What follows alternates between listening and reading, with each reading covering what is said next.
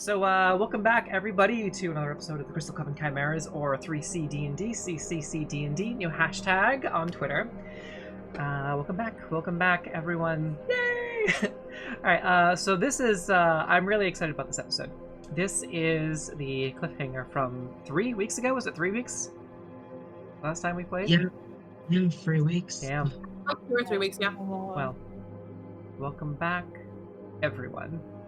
When last we left off, the Crystal Coven Chimeras, after making their way to Oralunga, where they were told to seek wisdom amongst the old, abandoned ziggurat, they met a snake-like entity with divine energy that had previously assisted Artis Climber, your quarry, with obtaining his own wisdom. Whatever that was, you may never know, because you subsequently slew him and summoned the Dread Lord of Neverwinter, Halia Thornton, to come and collect the Ring of Winter. After dispatching Artis Climber, one of two of your main primary quests, and returning the ring, or giving the ring, presenting the ring to Dread Lord Halia Thornton, she returned through a portal, Neverwinter. After you had gathered your bearings and briefly spoke with this Naga spirit at the top of Oralunga, who did beseech some wisdom upon you, but seemed to be frustrated by the blood that was shed and the darkness that dwells within some of your hearts. Eventually you made your way back down to the base of the pyramid. You reunited with your new friend, Valindra Shadowmantle, a mysterious woman of significant power, whose temporary headquarters, or temporary abode, lies in that floating heart, that sort of gourd, heart-shaped floating piece of earth that you had seen in the distance when you were atop the plateau of Mabala before you dispatched Nanipupu, Green Hag, and sent her scurrying back into the wilds, revealing most of the map in the process, giving you a better sense of direction, which was nice. Survival checks will be easier, because you stopped at the plateau. After returning to the base of the pyramid, a font of extremely ancient and powerful magics from thousands of years ago. One of the most powerful fonts of magic, though well hidden, apparently in all of Faerun. When you reach the base of the pyramid, you realize that it was dawn of the next morning. Where the time went? Another mystery. When you rendezvoused with Valindra Shadowmantle, she presented to Trea, as promised, a gift. What was this mysterious gift?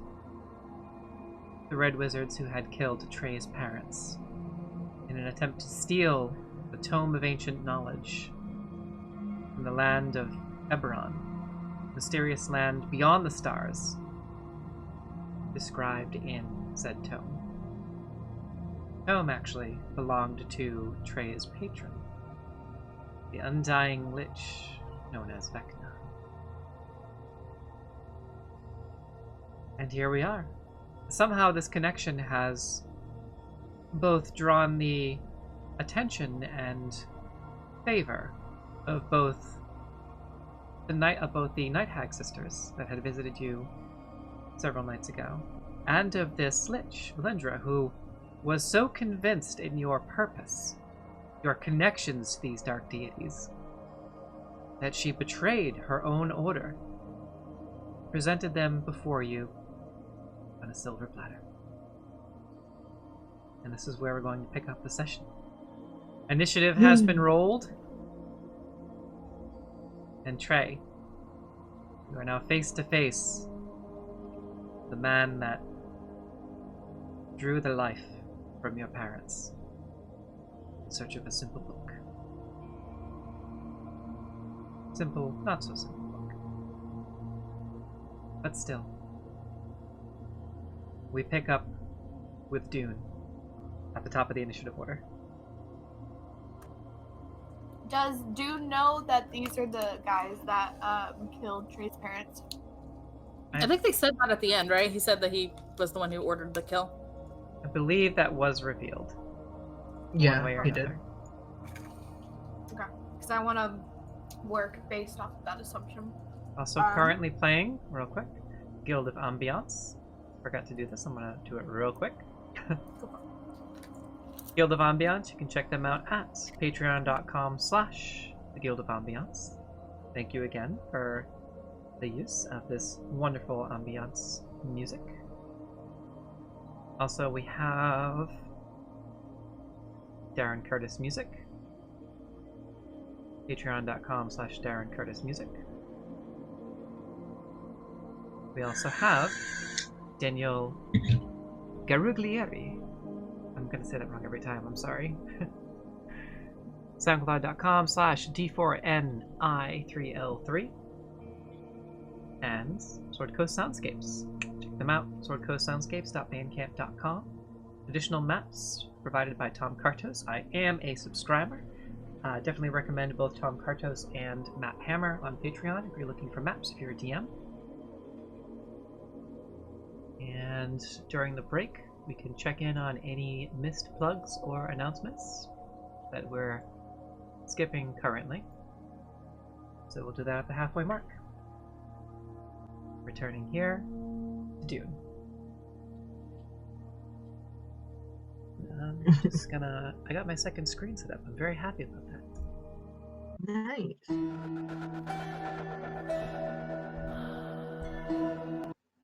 Here we go. Make sure loop is on. Okay. What would you like to do, Dune? I'm gonna just go for it.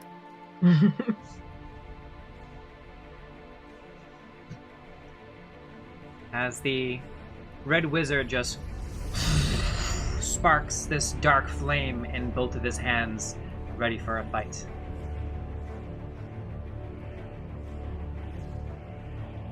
Alright. No, you're not an assassin, so you don't So get you just... Dune kind of takes the initiative and, with their cat-like reflexes, closes distance with one of the Red Wizards in the back, almost in a flash, as the Red Wizard looks surprised to see such an agile tabaxi just zooming right towards them at full speed.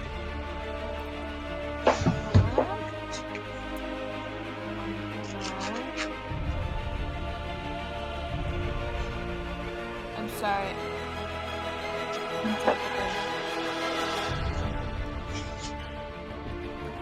rest of the mark. It gives me a chance to turn the rhythm bot down a little bit.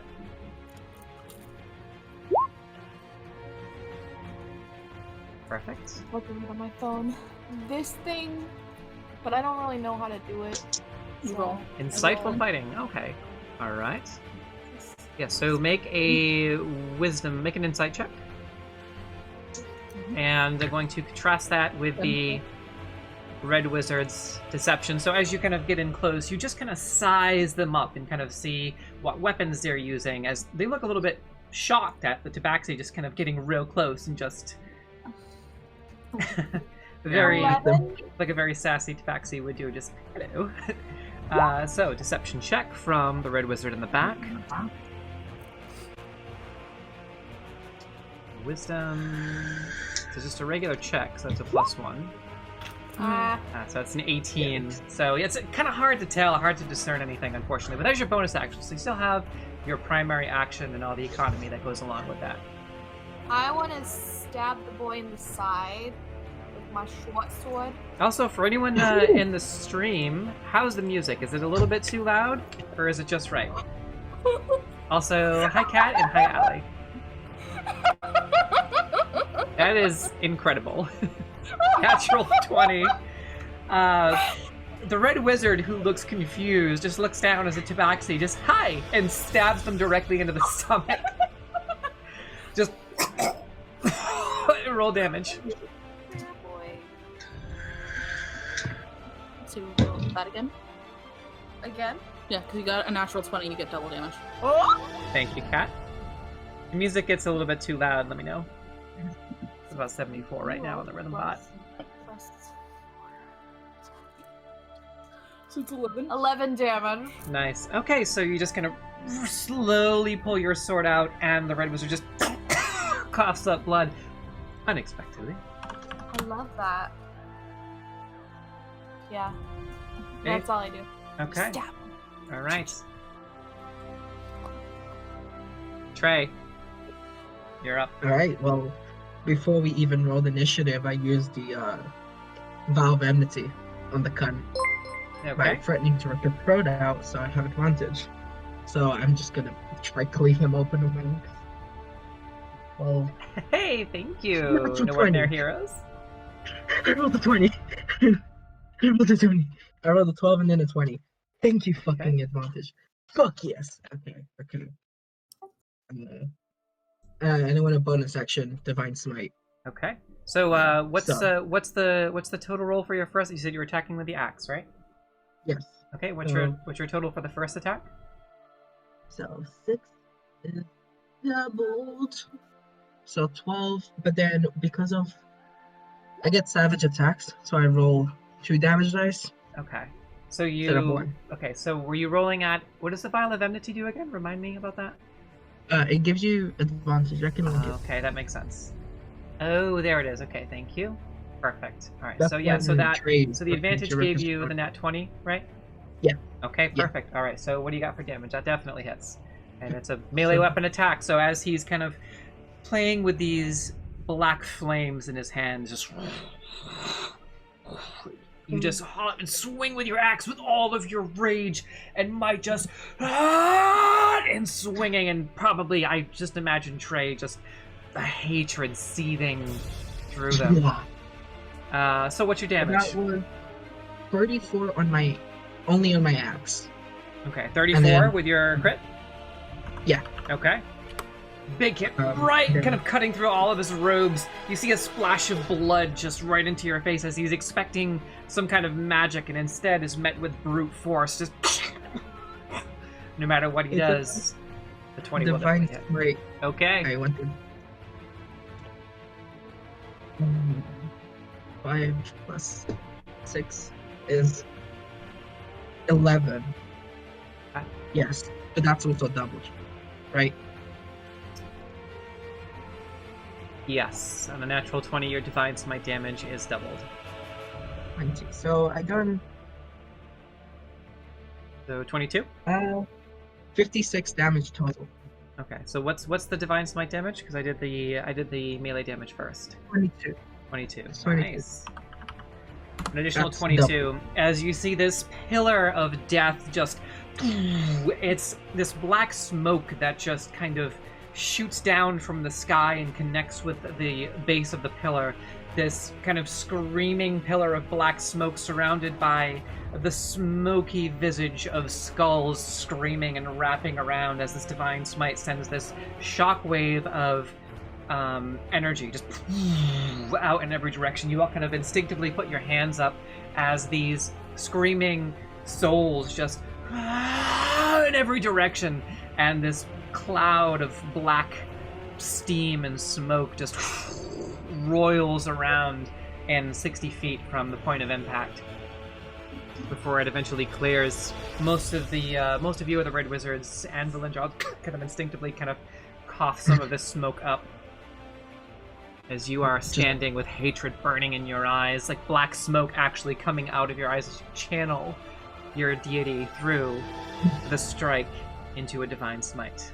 Anything else? And just kind of look at him, kind of crooked smile, growl, and then spit on his face. And that's my action. He spits out a thick globule of black smoke, and the flames seem to wrap around him, seeming to almost expel some of that energy. Being a red wizard dabbling in necromancy himself, kind of the energies, his own energies are trying to cancel yours out, but yours is extremely powerful.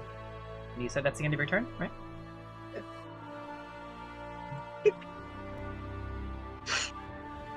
Alright. This apprentice wizard is just gonna go ahead and get close to Trea. Alright, and I need you to make a dexterity saving throw as what appears to be some sort of an apprentice or acolyte just steps in and their hands just start to glow with red fire, and as they kind of slide in on their heels into your face, they put their hands up and just they ignite in flame, and they shoot a turret of flame in your direction. Dirty 20. Dirty 20. All right, Roll so 19 plus 1. all right, so you're able to kind of step back and kind of crouch and kind of do like a quick squat and reposition yourself, kind of eventually stabilizing yourself on one knee before getting back up. But the heat of this intense heat from this Red Wizard's blast just singes the side of your face. You take half damage, you take 6 points of fire damage as they just... 30. Okay. All right. It's going fine. And you see Valindra just... Oh! Well played so far. I love her. Reese, you're up. Alrighty, I'm gonna come over next to this dude over here. And I'm also gonna go into a rage. So we'll do that, and so I'll roll on that magic table. It's gonna be a 7, which is flowers and vines temporarily grow around you until your rage ends. The ground within 15 feet of you is difficult to reign through it. Okay, and what ability is that again? That's the rage effect. Oh, cool. Okay, and what's the... okay, so it just makes it difficult terrain? Is there any other feature of that? It's only for my enemy, not for my ally. Okay. Alright, so you just... and start to... You let out this powerful scream that reverberates around you and kind of up into the air as you charge in with your crocodile halberd. And the ground beneath your feet seems to almost just start to tremble below the feet of your enemies, as you can see them kind of looking around and seeing what's happening, seeing the source as this barbarian just comes charging at them. This barbarian that looks to be of elvish stock, running close and screaming and having the ground beneath their feet kind of heave and tremble as you close distance. Ooh, hydrate, thank you. Attack this head guy, head wizard. Hydration. I have, what do I have? I have black cherry seltzer. You have what? Okay. So, Thank you, Allie. This is 21 hit. 21 does hit. You're attacking with the halberd, right? Yes. Okay, and you're attacking the main dude? Yeah, this head dude. Silas? Yeah. Alright. Yep, dirty 20 definitely hits. Cool. And that's gonna be 13 damage. And then 3 damage for the bleed. Alright. So you have a magical weapon. Alright. Just gonna check something real quick. Did I not? Wow, yeah, no. He did mage armor, but not stone skin. Okay. Yeah. Alright. Okay, what's the damage again? 12 damage, and then 3 damage for the bleed. So, total 15. Nice. So would you like to try and latch in your crocodile halberd to kind of keep him in place? Not yet, because Okay. I have my second attack. Alright. So you swing down with your crocodile halberd, just kind of open up a second slice with your magical weapon, and you can see he's got these 2 massive wounds now on his chest. The first one trying to seal itself with his own kind of necrotic necromancy magic, but this one being of local magic, just slicing right through and opening up a gash from his rear shoulder kind of down to his flank, You cut right through the back of his robes. There's some reinforced cloth that you slice on through. You can see the blood starting to pour from the wound. 25 hits? Yep. 25 hits. All these good rolls. Alright. So glad. Max damage, which would be 15. Okay. And then another 3 for bleed. Okay. Fuck. And, Yes. then I'm gonna try to grapple him, which is DC 12 strength. Okay. How much health does this motherfucker have? A lot. This is technically considered a deadly encounter, and you're making easy work of it.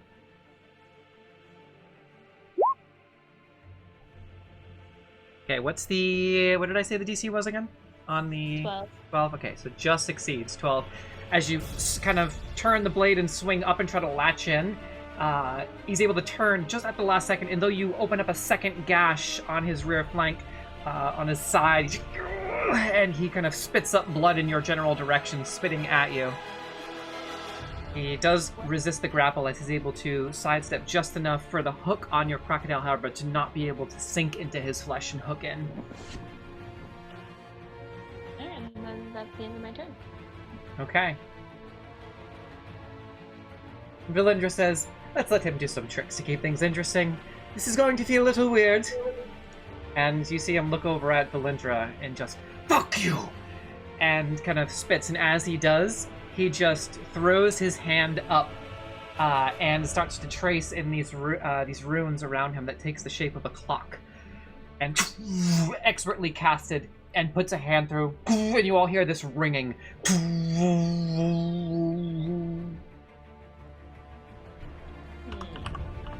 He just looks like Tola is dead or something.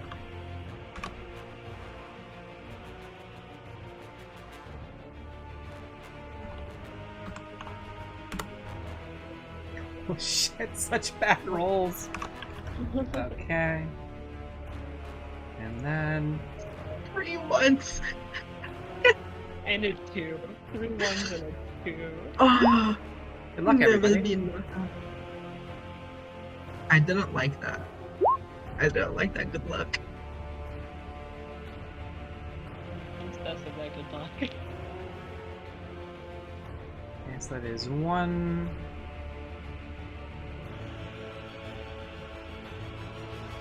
Let's see what else we got here. We'll use...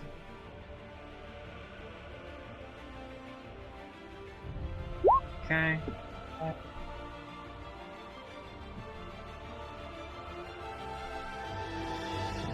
So first one... Pass, next turn, Misty Step.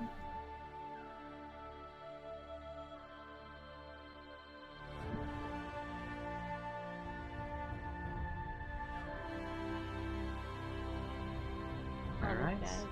And then we'll do a...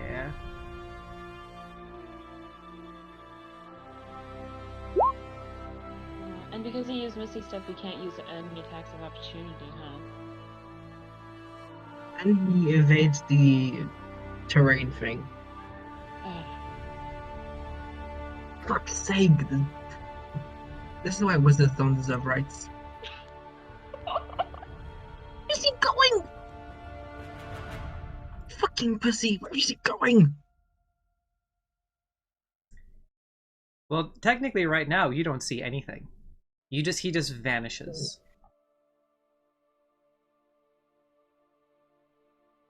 I love this. This is great. This is not Alright, great. that's turn 2. Turn 3. Mind blank.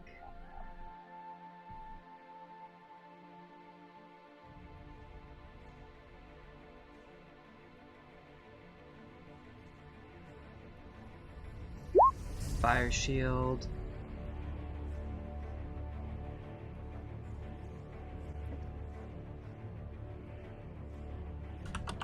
Make a reminder to myself. Mind blank. Fire shield. Stone skin.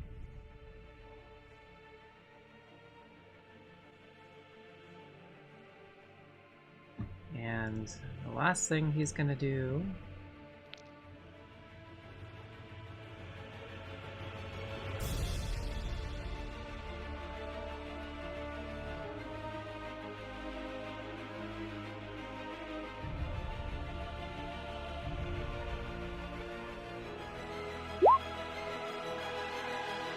Cone of Cold.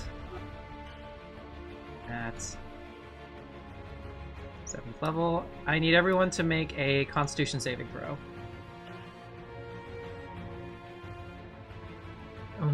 What? 11. Okay. I'm gonna check the writing on that. Each creature, okay. Yeah, he's gonna kill some of his own dudes on this. He doesn't care. I'm sorry, Essie, I'm having trouble with roll 20. Give me a minute. Okay. One of his mages rolled a natural 1. My king. This is not gonna go well for them. Okay. So...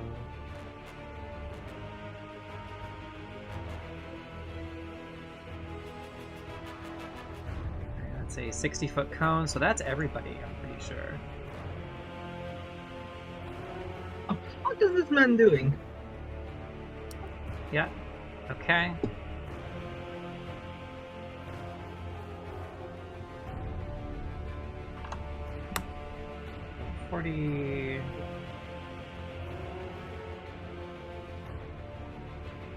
That one failed. That's a natural 1, so double the damage on that. And that one failed. Yeah, they all failed.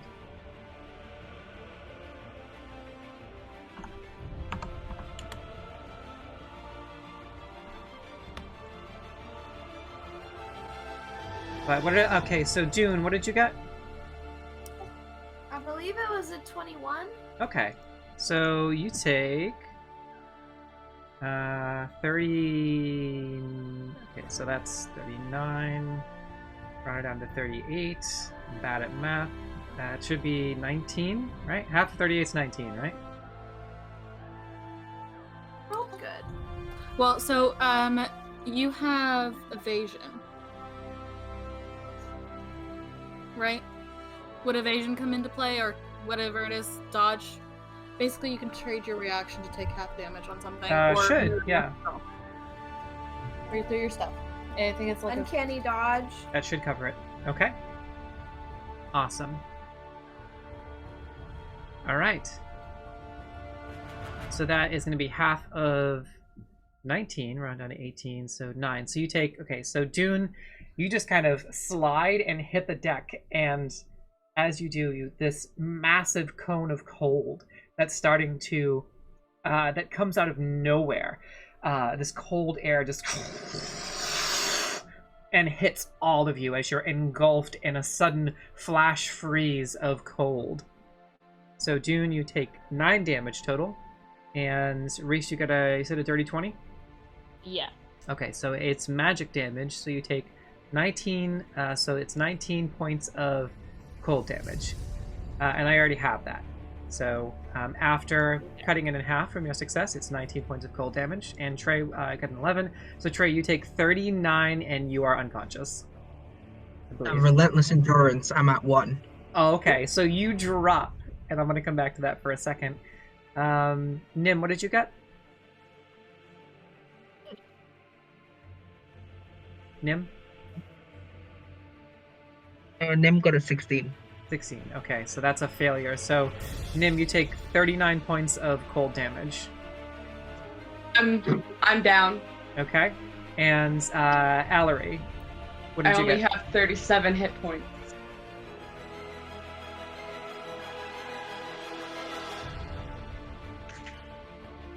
What did Allery get? I'm sorry, 13. What is it? 13? Okay, so you take 39 points of cold damage. Allery's unconscious. Gotta get those healing potions out, you guys. Conscious. Well, I mean, I'm unconscious. I can't. No, Yeah. I mean, like, the rest of us need to... Hella, Elena, extras, come revive some people. Yeah. I don't think they can. A warlock, I don't know what the fuck Heller is. Okay, Hella... They got healing potions too. You're right. Where are my player characters? Guys. Well, there Oh, goes here we my go. leaning back, relaxing. Nope. Although all the other wizards are dead, so Okay, Hella Oh, fails. okay. Hella Yeah. takes 39 points of cold damage.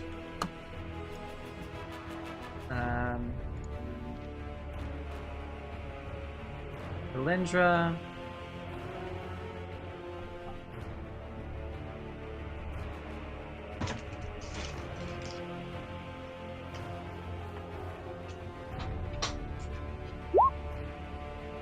Saves. She takes. And Elena.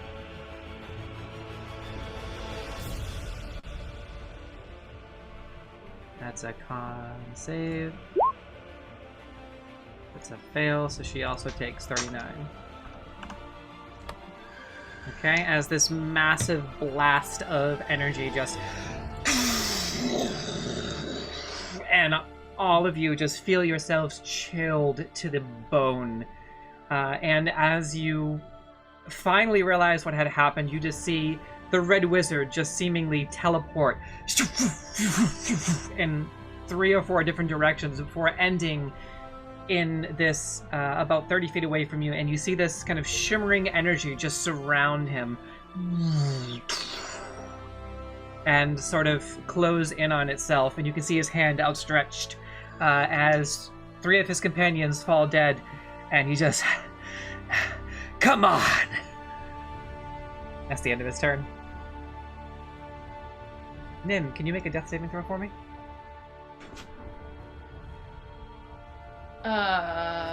Yes. I absolutely can. How do I do that? On here. You click the button that says death saving throw. It's like 3 little boxes, 3 on top, 3 on the bottom on your character sheet.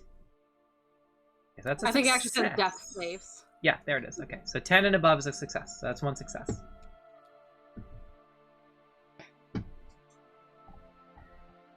Okay, so Valindra.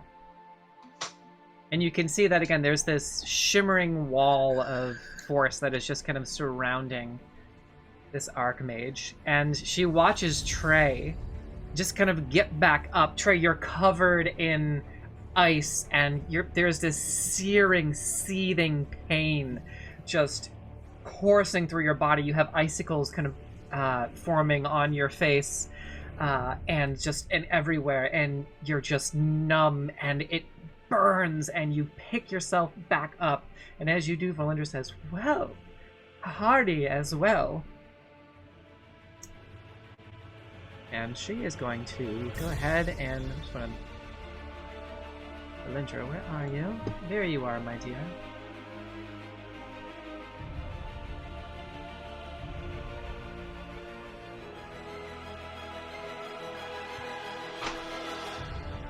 Well, Force is... because she would know. These are her former allies. So this is a... yeah, okay.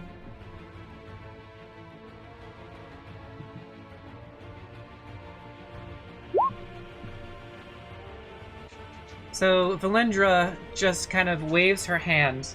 Just waves her hand in front of her. And as she does, you see the Red Wizard, who has his hand out and icicles still forming on his hand, sort of this white steam just emanating from his hand as he has his hand out, and you can see him grinning, and this, whatever this shimmering, semi-translucent barrier is that surrounds him, just all of a sudden just disappears. And you can see the energy starting to like fizzle out and crackle. And he just kind of... fuck! And Valindra just says, try to do better. Valerie, can you make a death saving throw for me? You know what? I sure can, friend. Okay, thank you. Ooh, alright, that's... wait, no, yeah, that's 2 failures. Alright. Is Valerie dead? Oh, No, no. not yet. Not yet. But we do have 4 allies in a row, so. Yes. On my turn, I'm gonna go get Allery up, and then I don't know if I can get Nim up in the same turn. But Gabby, you should go and get that wizard. If I can. Not within range. If someone can get me up, I can get him to stop moving.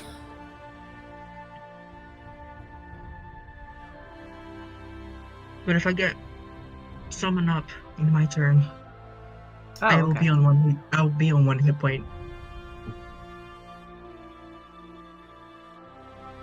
So she was... Yeah. So she's going to turn around and extend a hand down towards Allery. Eldritch bitches. Hey.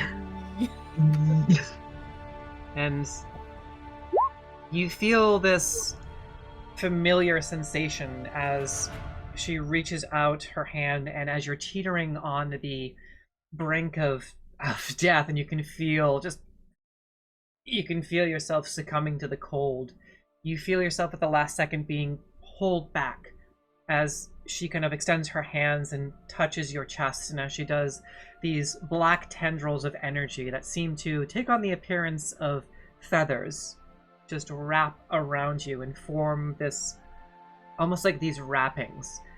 And you look up, and through sort of cloudy eyes, you can see just this flash of Elena before you, and you can see the black wings in your semi-conscious state just extending behind her, and behind her even more, with almost mirroring her actions. You can see the hand of the Raven Queen behind her, kind of eyes burning with this intensity as the magic from the Raven Queen's fingers connect with Elena's and form that same kind of streak of energy that wraps around you. And you feel this cold, but a different cold. A sad cold. An empty cold. But as before you can rationalize it, life returns to your body once more, and you just and you cough up this, and as you do, you can see your breath from the cold, and you shake it off. Make myself choke on that one. Allery's gonna shake it off and be like, God, I fucking hate that. You have a total of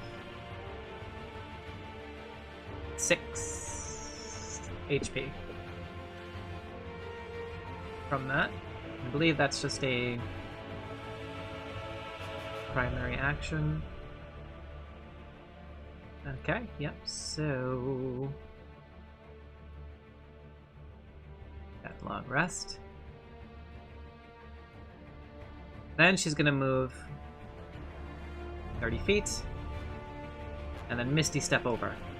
As you watch as she just kind of hauls ass towards this Red Wizard and kind of blinks out of existence for a moment, and this cloud of black smoke, and you can see these black feathers just poof as she disappears momentarily, and then reappears in that same cloud of black, raven-colored smoke with feathers just kind of scattering as she reappears next to the Red Wizard and ignites her firebrand weapon, her blade.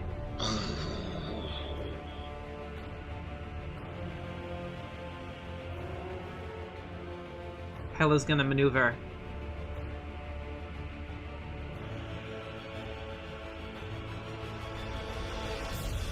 in this direction and pull out the crossbow that's tethered to the back of the combat chair, just into place, locking it down over her shoulder, taking aim and letting a bolt fly. Excuse me, it's the seltzer. Alright. Where's my girl, Hella? So you can feel the wind as she just aggressively maneuvers behind you, Dune. Fires the shoulder-mounted crossbow, which is a 19.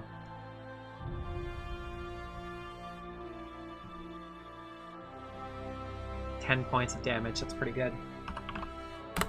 as the Red Wizard is trying to adjust, and Hela just and a bolt goes right into his side as he wheezes and spits up more blood in Elena's direction.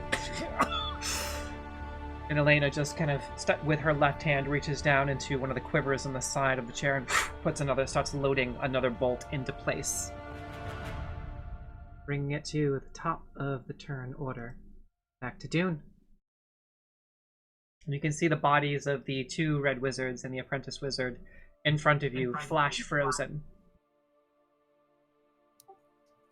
Okay, so I'm going to run up over to Nim.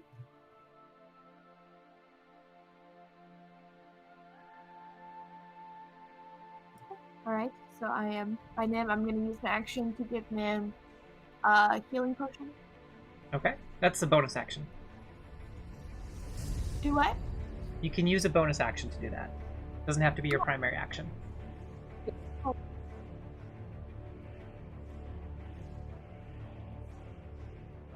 You might be still off of push attack, by the way, because I can't hear you.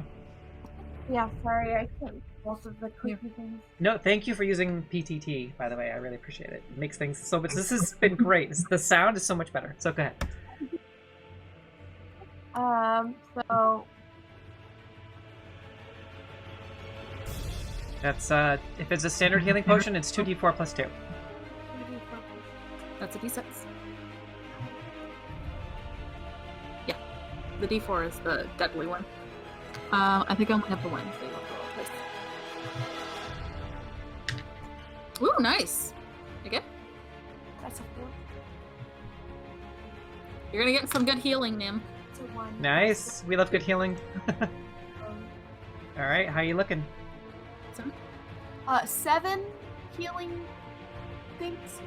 Nice, okay. So you dash over and pop the top on the health potion and just kind of grab the back of Nim's head and just shove it in her mouth, and some of it's trickling down the sides of her cheeks, of their cheeks, and as you do, they just kind of and look up at you, and you can see that their hair, like a little bit gets in their hair, and they just kind of look up, and Nim, you shake it off, and you're kind of like half choking on because Dune just kind of shoved it, emptied it down your throat, but you're kind of coughing. You can feel consciousness returning to your body as you realize what's happening and try to like swallow the rest of the kind of thick red medicine tasting fluid, and you're no longer unconscious. You have that realization and you shake it off and you start to stand up, or prepare to stand up, and you're at 7 HP. Nim goes, thanks. So you still have your primary action. Yes, I have range from here to get to Bald Head Boy with my short bow, so I'm going to shoot the boy with the short bow. Okay. And roll your attack for the short bow. You will get sneak attack if you hit because he's engaged 4. Yes, you will. So roll, add your things.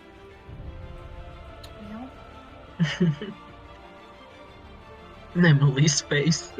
But actually, he has... Oh, technically, Hela's crossbow is mounted. It'll be 10. Okay. Yikes. So you launch your bow, right, and it sticks into his shoulder. But as it does, you can see now that his skin is kind of shimmering a little bit, and you can see that there's this almost like stone scales covering his skin, and it goes in, and you hear like a crack, almost like your bow hits stone, and goes into his shoulder, and you can see like bits of rock and pebbles fall off as he kind of looks over in your direction now. So if it's 10 with your bow, that's only 5, and I have to actually check. Hela's weapon is technically magical. It's enchanted crossbow. Okay. Yep. I don't think anyone actually hit him with a spell, surprisingly, which is great. Oh, he's good at fire immunity shield. himself. No, just I was just looking. I don't like alright, that. alright, I'm afraid. alright. Fire. Okay, alright. Stone skin. Just want to make sure I got everything on him. Yep. Okay. Yeah. All right. So, and what's your sneak attack damage, or was that included in the 10? No, 10 was to hit. Oh, 10 to hit. Okay. Sorry. No, you're all good. That's my fault. All right. Yeah. So 10. So yeah. So all of that, but no damage. Sorry. So it just kind of sticks into his shoulder, and you can see the pebbles and the rocks fall off, and he just looks over at you and rips out the arrow and throws it down on the ground. Anything else? Movement? No, there's nothing I can do. Okay, as you just... Alright. Trey, you are up. Well, I'm gonna, like, kind of... Because I fell to my knee, I'm gonna get up and kind of do a yell. Stare at him, take out a healing potion, like, pop it up, and then use my bonus action to consume. Alright, so healing potion? Yeah, you chug it down while staring at him the whole time and kind of spit that you...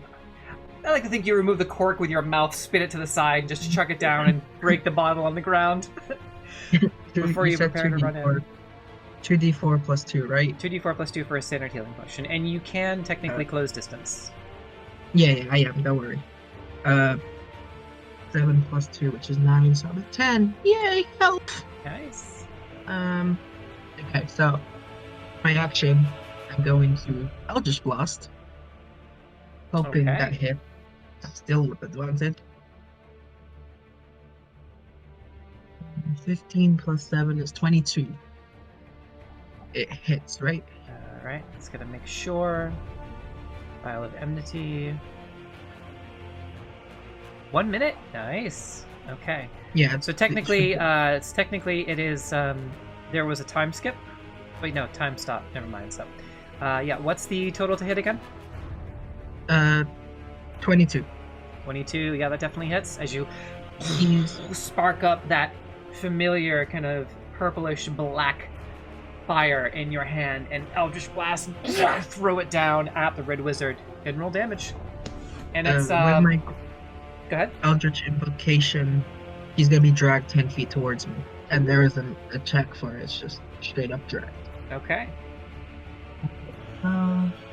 1d10. Can you link the Eldritch Invocations? Because I want to double check on opportunity attacks to see if Hela gets one. Elena.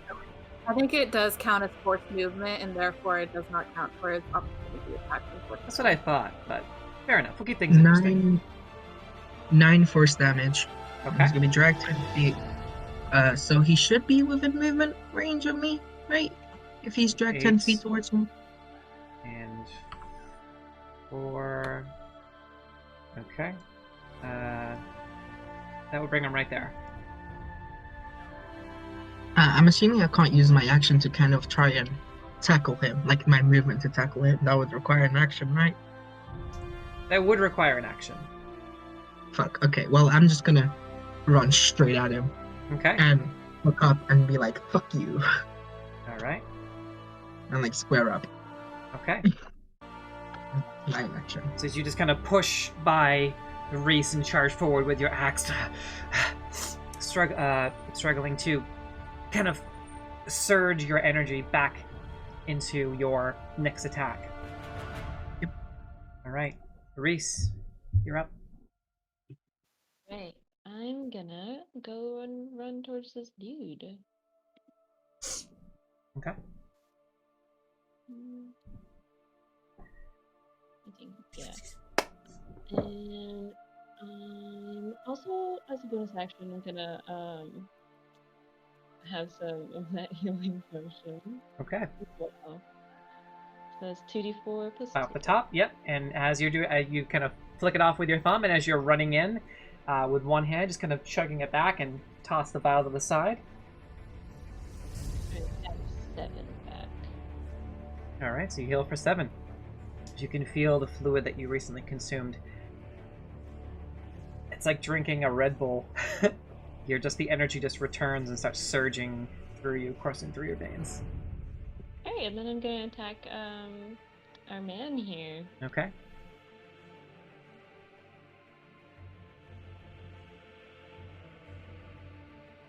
As you ready your crocodile halberd.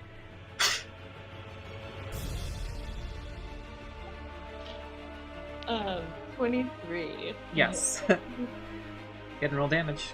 God, I have so much bonus on this helmet. It's insane. And that is technically a magical weapon, so.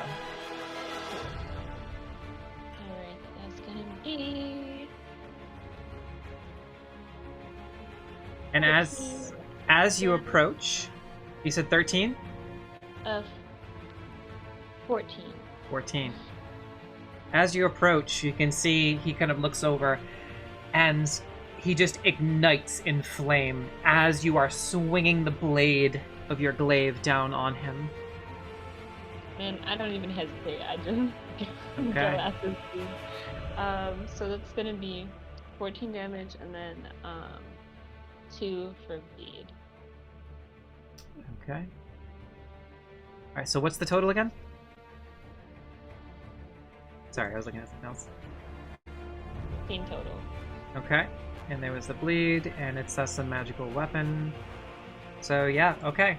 So as you bring your blade down, right, and kind of at the same time, it's a little chaotic because as you bring the blade down, he erupts in flame, and this torrent of fire just coalesces up and kind of wraps its way around your glaive and kind of just blasts you right in the face with this fire that just... And you take an unavoidable 14 points of fire damage. Ow. But as the smoke clears, your glaive is kind of resting in his shoulder and has cut kind of almost into his chest, and he's just got blood pouring from his mouth now, just pouring down onto his chest. And you have the glaive kind of just jammed into his chest, and he looks up at you just... How do you want to do this? I'm not gonna kill him. I don't want to kill him. I want to pray for him because Trey is revengeful. Can I just try to grapple him and Yeah, I mean, that's technically out of initiative. So you can just kind of bring him to his knees and look over at Trey. Yeah, that's what I'm gonna do. All right. Trey, would you like to do the honors? I'm bringing my axe down his fucking skull. Like, I want to split this motherfucker in half. Type shit. Do I need a roll? Nope. You just... Okay. Yeah, I want to split him in half. All of your rage and might, you just... and slam down onto his skull that splits like a melon. And just...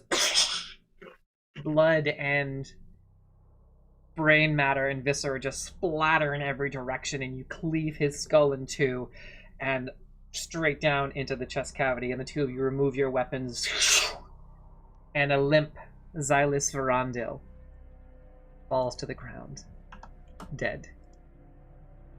And Valindra just stands up and... You see? You didn't even need my help. Trey, after doing that, he's going to continue flashing his axe at the body. Just continuing hacking, kind of screaming. Just Alright. getting it out of the system. Ooh. Get So out of real blood. quick, I'm going to take a quick 60 seconds. I'm going to run, or 2 minutes. I'm going to run a quick ad break for everyone in the stream because I really have to pee and I have to turn the AC, I have to turn the studio apartment AC off. So 2 minutes, we'll be back in less than 2 minutes. I'm going to run the ad and then we'll kick back right over here. A plus content. Allery didn't do shit.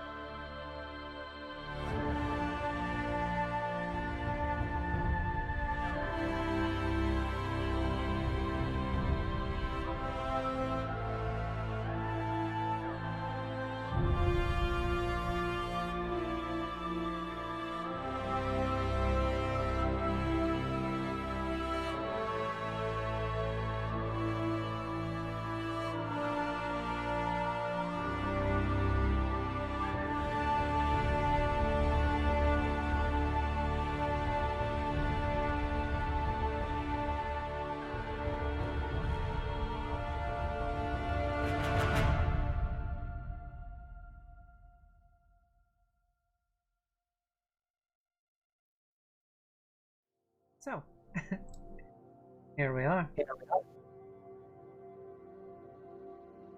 Oh. What do you all do as you all kind of take a second to breathe, and Elena removes the fire from her flame tongue, returns to a I normal step flame. out of blood range because literally every fight since like I don't know 3 sessions ago, every single time somehow Trey has managed to splash me with blood and guns, and I'm not here for it. I'm just gonna. It's that big axe! It's that huge axe that Trey carries. Gonna like kind of do like one last hit. Like a tear's gonna like be streaming down his face and scream at the corpse. He's gonna like straighten his back. Take a deep breath. Get on his knees. Slap whatever's left of the face and start looking for some kind of like, because he's a wizard, some kind of like arcane focus. Something specific to him that he would carry on his person. He wants a treasure. Make an investigation check. You can call it a trophy from your kill. It's fine. We understand. Trey's a little bit. A trophy is a trophy. Trophy. Sure. And too bad none of us are wizards because they probably have all their spell books. I want to see if they have spell books on them. By the way, quick spoiler for Critical Role Campaign 2, episode 26 or something. So if you have not seen any of Campaign 2, I mean, this is one of the obvious ones. So block your ears for a second. 19 on investigation. But that is the same spell that killed Mollymock. It's the same spell that almost killed everyone and brought everyone down to like super low HP. Granted, it was the glaive that killed Mollymock, technically, and his own blood maledict. But the cone of cold his own maledict that actually did him in. Well, his own maledict brought him down, and then, but it was the cone of cold was what brought everyone down to, dire straits. So same spell. Allery's gonna we're good on the spoilers. Trey is looking through him and is gonna yell out, "If you find any spells, I would really like some. I can use them. Please." I rolled a 19 on investigation. Okay. He has like a little collection going of his like trophies. Will Dune come help Allery investigate the other bodies for any spells or spell books or something like that? Dune wants stuff. Dune wants all the things, the books and the monies. From the other 3. I want to investigate that wizard apprentice. The tomes that he carries, it's only one, and the tome is just a standard.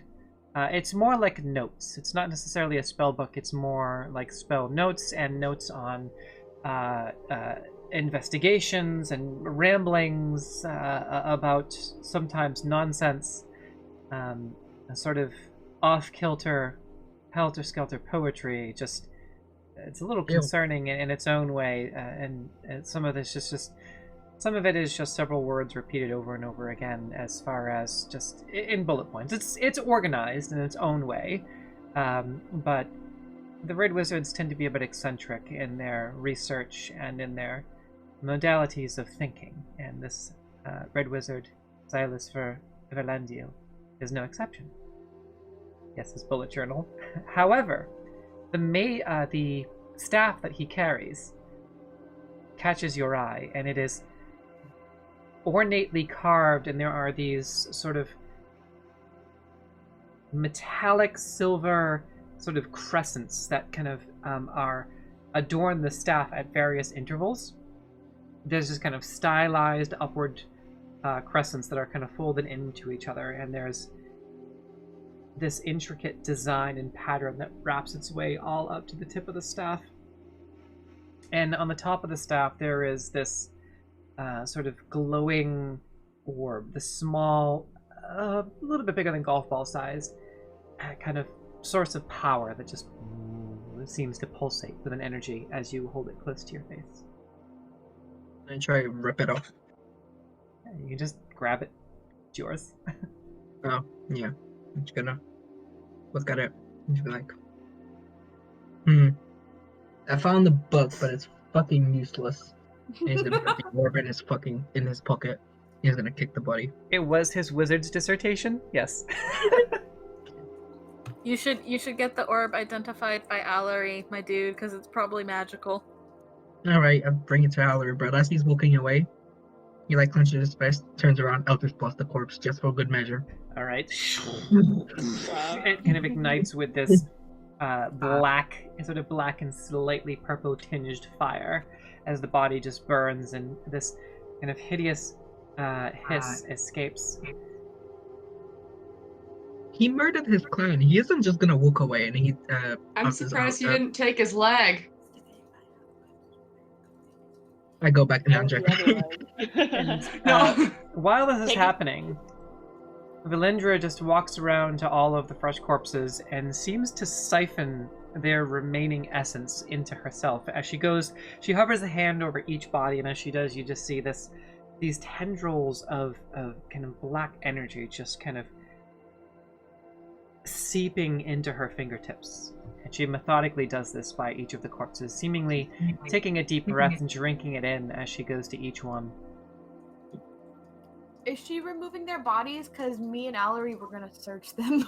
I was also. No, she's just draining their essence, essentially. Oh. That would be your first thought as to what she is doing, but it's strange what she's doing. But she's just hovering a hand over the body, and whatever is left of their essence is just she's seeming to absorb it into herself. Yeah. Essie, I would like to search this wizard. Okay, make an investigation check. That's going to be a 16. Okay. Unfortunately, the rest of the Red Wizards and the Apprentice Wizards, I'll give you that for all of them, don't seem to have anything of value other than and anything that might have been there would have been flash frozen by the Cone of Cold. That sucks. Yeah, so there is unfortunately nothing of value remaining on the Apprentice Red Wizard and the two other Red Wizards. But you do glance over, and that same staff that Trea is holding now definitely catches your eye. It is beautifully carved and intricate in every way possible, and just looks old and ornate. Allery is gonna identify it since Trey's bringing it over for Allery to identify. And I'm gonna ritual cast identify, so we're gonna be here for a bit, boys. Okay, so you take the time and just that's for a ritual cast. It requires a pearl, correct? I think Yes. she's looking. I was looking at it and putting Okay. it in the chat real quick, but yes, it does require a pearl or worth 100 gold. Could I use the 100 gold, or do I have to use a pearl? It has to be a pearl worth 100 gold, or and the owl feather. So you can't do it without the pearl. All right, so I guess we're not identifying anything. Yikes. Did I miss Nim just something? Sorry, joins don't. the group and is like, I don't know about y'all, but I'm fucking tired. The Drink to that. Elena takes a second to walk over, and she just kind of waves her hand in front of the staff, and she's going to use detect magic. And she takes a minute to try and discern some more insight from this. She also technically used Misty Step, so I'm going to know that from her. Misty Step. And detect magic. And as she does, and she does this after she watches Allery just kind of throw his hands up in frustration about not having a pearl after taking the staff. And Elena, after taking a minute working with Trea to kind of run her hands around the staff, just her hands kind of glowing with that kind of black energy, that aura around her hands. She takes a moment and she says, the staff is magical itself, channels energy into this, but I think this is exactly what you're looking for. She just kind of grabs the top of the staff and rips it off. And she looks back at the staff. Yep, still magical. and tosses you that orb. Toss it to the orb, right? Allery. Allery catches it. It's a large pearl. Nice. And she just says, I mean, you're both spellcasters, so it makes sense to me. And it very easily popped off. The staff itself, though, magical. And you can see that there's another crescent atop the staff, and it looks like it has been sort of custom adjusted to have this orb on top of it. All right. So custom adjusted to have the orb itself or the pearl? The pearl. So it looked like that this Red Wizard was probably also using this pearl as either a focus or also as a way to identify items. Okay. It's the staff itself is what the magic comes from the staff, not necessarily the pearl. So you can use the pearl to was identify that on. I see. Right, just like he was doing. Oh, and it doesn't say the pearl is consumed. I see what's happening here. Yes. Okay. So Allery will take the pearl and be like, aha, sit with it, and then use the 10 minutes or whatever to identify the staff. Okay. You take the pearl, and you just... I mean, you have feathers from before, so we'll say, you can use some of the feathers that you've already gathered. And just lay the feather down in front of you, and sort of focus on the pearl, and also on this staff. And I'm gonna send it to you. I'm gonna send it to you. While Allery is doing that, Go ahead. while Allery is doing that, Nim finds a soft place in the ground. Just lay down. There's lots of Nim's exhausted. Nim's like, what was that? I hate that. there's lots of soft grass. And if not, there's a bunch of blood that's gonna like soften the ground. Don't Might mind the scatter blood, the or rubble. else I will not be sharing a tent with you, Nim. And Allery. Yeah, tiny hut now.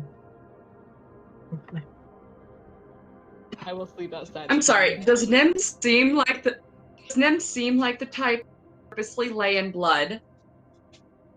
No. Alright. I just sent you the identified item. As my hair falls all over itself. Ooh. Yeah. No joke. How fancy is it? It's pretty fancy, boys. Pretty fancy. What's it do? Unfortunately, me and Trey are the only ones who can use it. It's a staff. It has a lot of charges. It has spell absorption. Ooh. Oh, I see. While I'm reading this, Emily brought up that she at one point had a magical dagger that she got from somewhere that Allery was going to identify, but we don't remember where that dagger went. Or who's holding it. But I do remember what she's saying, because we had a dagger and then we had whatever Trey was holding that were both magical and both went missing. I don't know what... It was right before this. It was while we were going down the stairs. Yeah. Oh, from Artist Climber. Yeah. Mm-hmm. Okay. So Allery would also like to identify It those was a two dagger. things. It was a dagger and a long sword. Yes. Allery would like to identify those two things with Okay. the same pearl and stuff like that. Alright. That's what happened. That's why we couldn't figure out where it went. We just got it. We were like... Because We she was got like, yeah, I had a distracted. dagger at some point. And I was like, I remember you having a dagger. I have no fucking clue where that thing went. I don't have it in my inventory. I don't know. Because I was going to identify it, and then you were going to put it in your inventory identified, but I didn't have the thing. I apparently Okay. didn't have a pearl to identify. Now you do. Wait, so is there anything else I could take from him?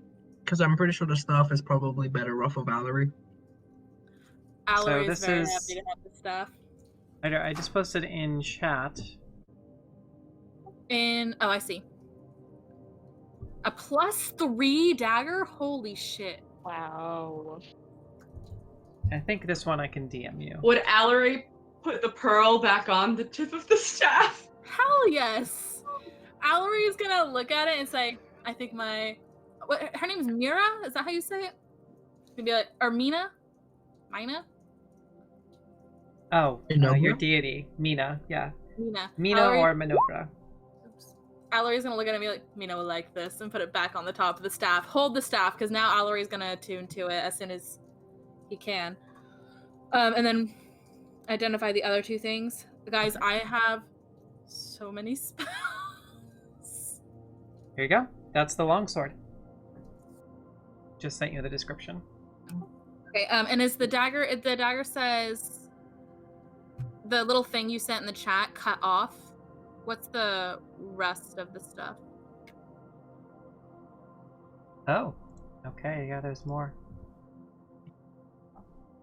Let's see. Okay. With my, like... There we go. I'll let you finish that first. Alright, light. Your face.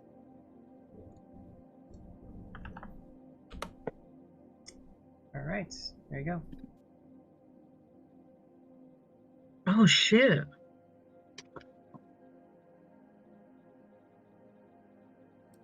The spell targets only spiders. And then Allery will return the two items, so the sword to Trey and the dagger to.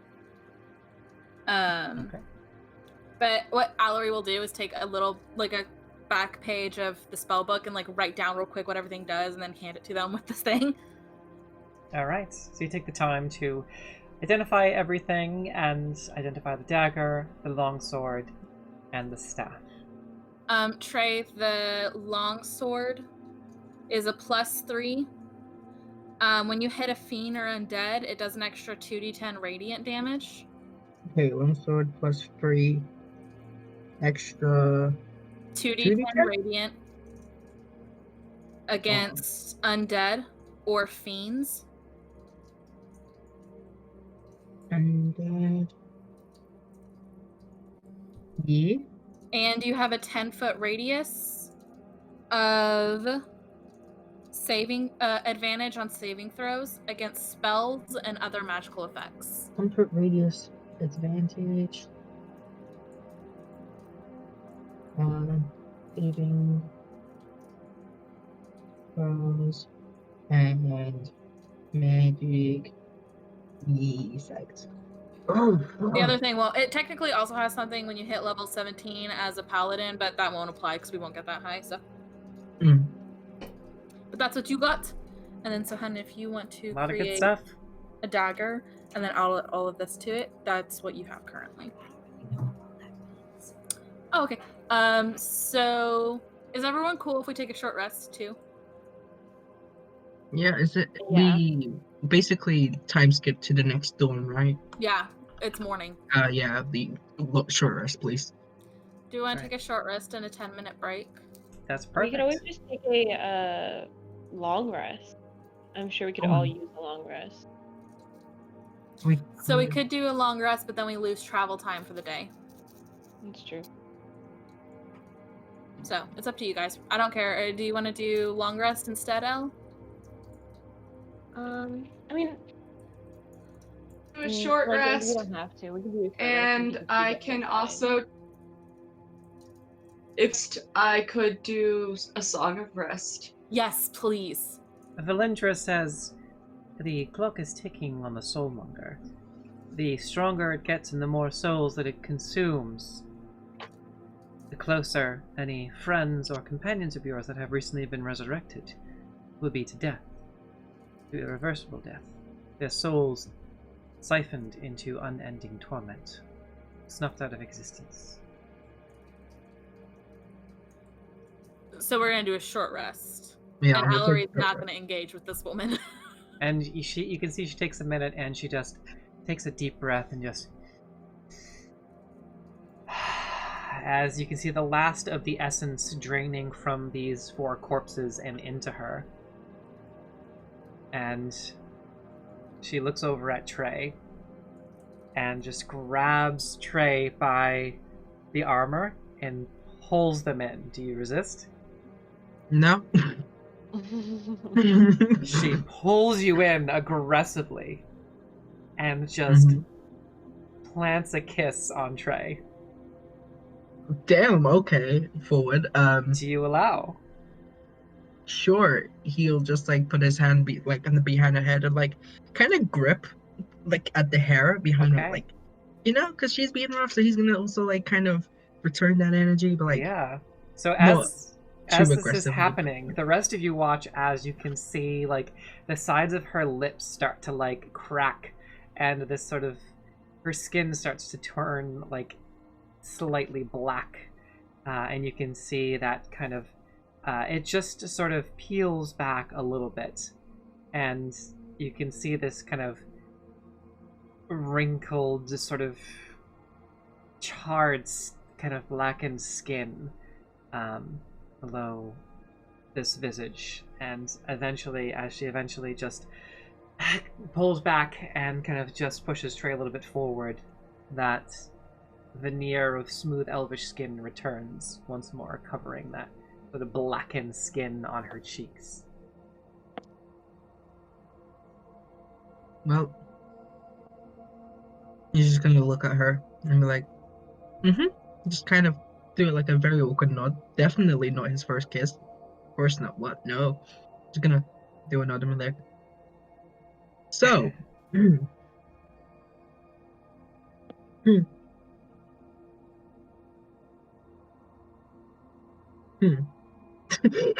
He's actually just like, She just kind of turns towards the rest of the party.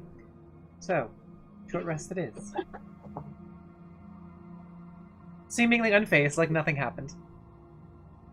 Meanwhile, Trey is like, what came over me? Okay, learning things about ourselves tonight. Okay. Okay, let me use my hit dice real quick. Okay. Break time then? Yep, so let's take a 10-minute break. For everyone on stream, we'll be back here at 10:45 Eastern Standard Time. So go stretch, go hydrate on your own. If you have snacks, now's the time to nom nom nom on the snacks. And I certainly do, so I'm going to nom on the salad. So we'll see everybody back here in 10 minutes. And we will pick up and resume traveling after a short rest. I believe the next destination was that mysterious wreckage in the trees, if I had your previous plans correct. Alright, so we'll see you back here in 10 minutes. Damn. 12 plus 4 is what? 16. Hey, So, Aaron. yes. Quick question: is this by any chance the weapon that Yasha has? It might be. Okay. It was just because I know my boyfriend had mentioned something about a very similar sword that Yasha gets. What is she using again? Doesn't she get the weapon that that Lady Kima had? Yeah, I didn't see any of Campaign 1. I have no idea. Never mind. If it's the Holy Avenger, then yes.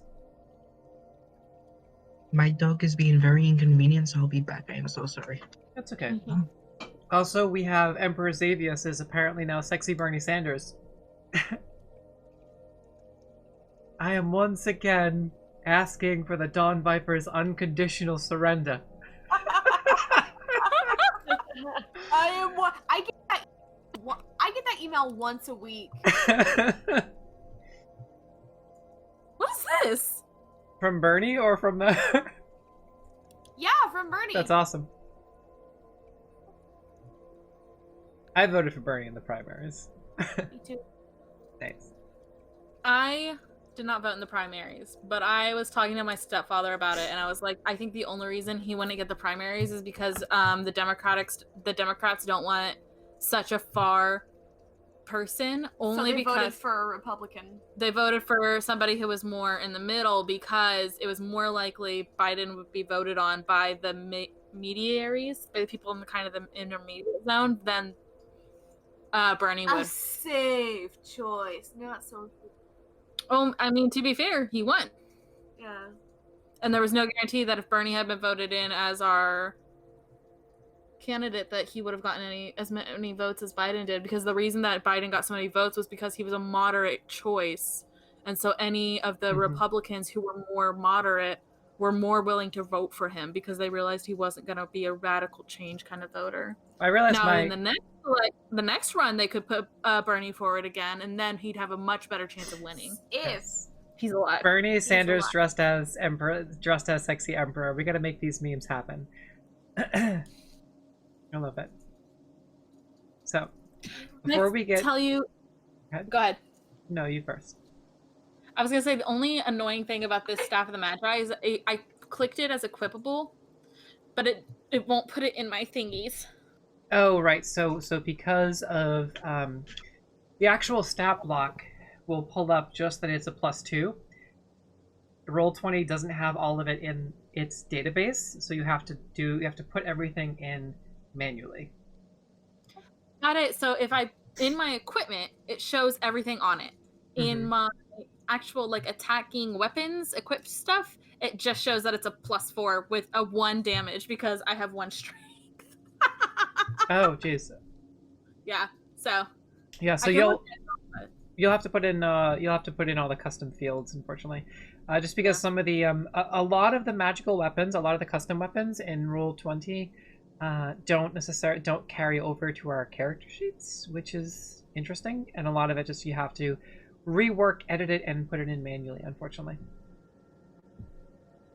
Yeah, I'm gonna have to figure out a way to keep up with how many charges it has, since it has so many.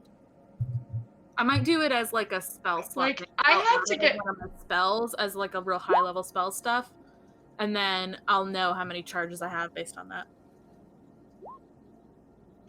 I had to get food and then put my dad's cat up and give him food and water, but I feel like I came back at a very weird time. Yes. 22, 32. I felt very lost. 41, 47. I can do math. Do one more. 53. There we go. Oh my god, guys, can we go fight more wizards? This staff is gonna make me a god amongst wizards. I mean, it is an arc. It is an archmage's buff staff. Oh my god, I'm so glad this campaign isn't getting Allery to level 20. I could not guarantee he would still be any semblance of good. He would just create a demi-plane that was perfect for Espe and destroy the actual world. Hey, you should see my notes for the final session. Oh, so exciting. Yeah, also I'm horrified. I'm a lesbian. That's it. Yes.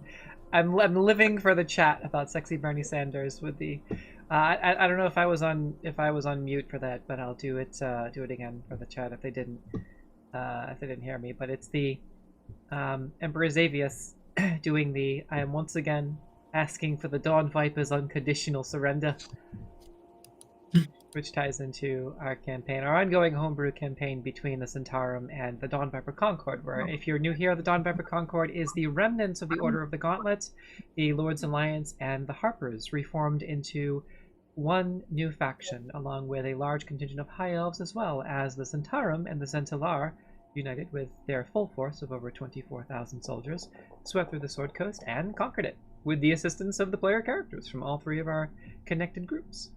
So, we're the Fire Nation. And yet led by Emperor Xavius Rex, Canon Transman, which I'm very happy about the development of this character over time, who also single-handedly slew Skalnadir, the ancient blue dragon, with the assistance of his deity, who is in fact Zariel, which was brought to light at that time. A lot of stuff going on, but there is definitely an infernal association there. So, Fire Nation, gang, gang. All right, so there's your 30-second lore dump for the chat. We have officially taken a short rest. And Trey, did you roll your hit dice? Yes. Okay. Did you hear? I think your HP is still showing 10, so I just wanted to make sure that you got the benefits of a short Oh, rest. right. I put it on the character sheet, but I forgot to change it here. Valerie has Fireball now. That's scary. That is At horrifying. We seventh really are the level, Fire Nation. 7th level fireball. Don't my kill us, God. please. Allery's gonna Oh. accidentally do it in like an enclosed room and we're all gonna die. Valerie's gonna be like, well, Fuck it. Fuck it. I don't care how big the room is. I cast Fireball. I didn't ask how big the room was. I said I cast fireball. I do have that moment with my summon where an aspect of the summon shadow, it screams, and then any creature that fails a con save or a wisdom save is frightened of it. But every time you guys always get too close to it before I can summon the thing and make it do that. And so at one point, I'm just gonna sacrifice you guys, and you're just gonna have to deal with it. The And you're gonna betrayal. Very be bold. terrified Sacrifice of us, summon. like the wizard just sacrificed all his dudes. A very bold I'm statement. Wow. Rude. I had a salad and it had a pepperoncini on it, which I can actually eat now. I don't have the horrible food poisoning thing symptoms anymore. So, but Ooh. yeah, so the pepperoncini is making me flare up a little bit. So, Quick question. yes, Could I carry both my Great Axe and the Holy Avenger? as long as you're not encumbered, you can put one of them on your back, Okay. and you can yeah. switch between the two, as long as the weight doesn't Okay. encumber you. It'll be comical seeing you walk with this big backpack and then all your weapons behind you as you kind of clunk, clunk, clunk as you walk through the jungle. But you already have I'm not disadvantage on encumbered. stealth, so. Yeah. The Holy Avenger is going in my back, and I'm Yeah. keeping the axe actually. Well, that's why. Oh my God, I just That's why fighter remembered that- types. I Remember? just remembered I have 2 glaives at the moment. Well, you I have have a your. question. Yeah, you can actually you can make them like. I imagine that they would cross behind your back, like forming an X. Yeah, Aaron, I have a question. sure. Maybe I have an answer. This dagger has a fun sentence that says, I have a spell that affects spiders. Yes, you can control spiders.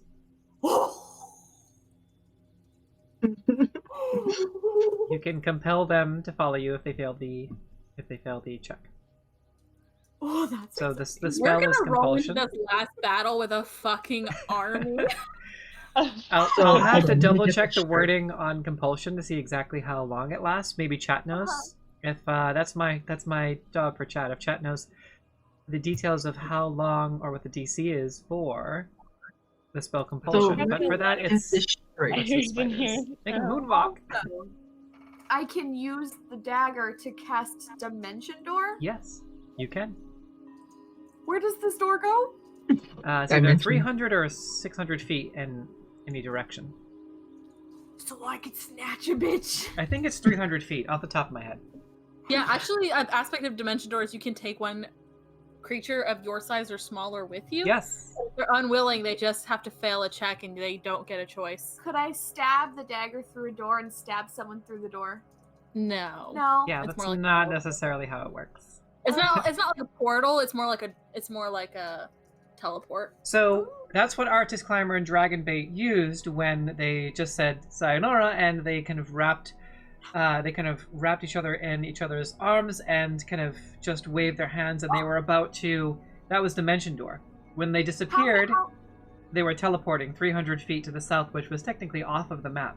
But that's when Allery's deity Minogra said, absolutely not, when he rolled a 1 on his custom Divine Intervention roll and literally yanked Artist Climber out of that Dimension Door. So does that mean Swing, you swing, can swing, all swing. grab a Snatch him up. limb and we can travel? No, unfortunately, it's one at a time. Oh, okay. Yes. So that is a good idea to, like, if you want to Yeah. grab another ranged person, like Nim or myself, and go yoink us to like a really far away place. Good choice. That would be really cool. I really am enjoying this dagger. It's a pretty good dagger. I mean, Artist Climber is not intended to be a fight that you can win. However, since my campaigns with our homebrewed Divine Intervention rolls, you rolled a 1. So that's maximum possible effect. But again, you cannot use that homebrew feature for another week. Mallory is secretly kind of odd, but he will never say anything about it. So I'm a big fan of the deities. For anyone in the chat, the deities in my homebrew version of Faerun are a little bit more active and involved than in, I think, some other campaigns. So we use both a piety system that we've made available to some of the other groups, and also a homebrew divine intervention rule, which allows anyone that has a deity that is pious to use a custom divine intervention rule, which I really like. And when we did it live, the chat was kind of freaking out in a good way. So also it seems like all of you like it as well, which is great. It's validating of it. That was fucking amazing. Yeah. It was very cool. Swoop in and save a mob to what? So, in any case, I can use enlarge or reduce at any time as an action. Are you guys ready to be big? is that Yes. from the staff? Yeah, big Reese, big Trey, big Trey. Nim is ready. Nim's body is ready because they have the frost giant to get back to. Yeah. Divine intervention poggers, yes. Nim is silently hyperventilating about the concept of being able to actually have a physical, intimate moment with their giant. I'm so excited, guys. Oh, we almost broke one of my previous campaigns with enlarge reduce. It's so good. I love it so much. They bounce it. Love it. And Elle, did you have any more questions? I know we were kind of talking over each other a couple times. Or I was talking over you. That was my fault. I have no idea, quite frankly. Okay. So I think I'm good. Alright, if you think of anything, just shout it out. Alright, so what would everyone like to do now that you have taken a moment and collected yourselves? Valindra does look up and also says, if there's any questions I can answer within my ability, I would be happy to do so. Trey's gonna kind of approach, still kind of awkward, not knowing what the fuck, and be like, I take it you are at least aligned with Lord Vecna, with the whole higher power and helping me and everything.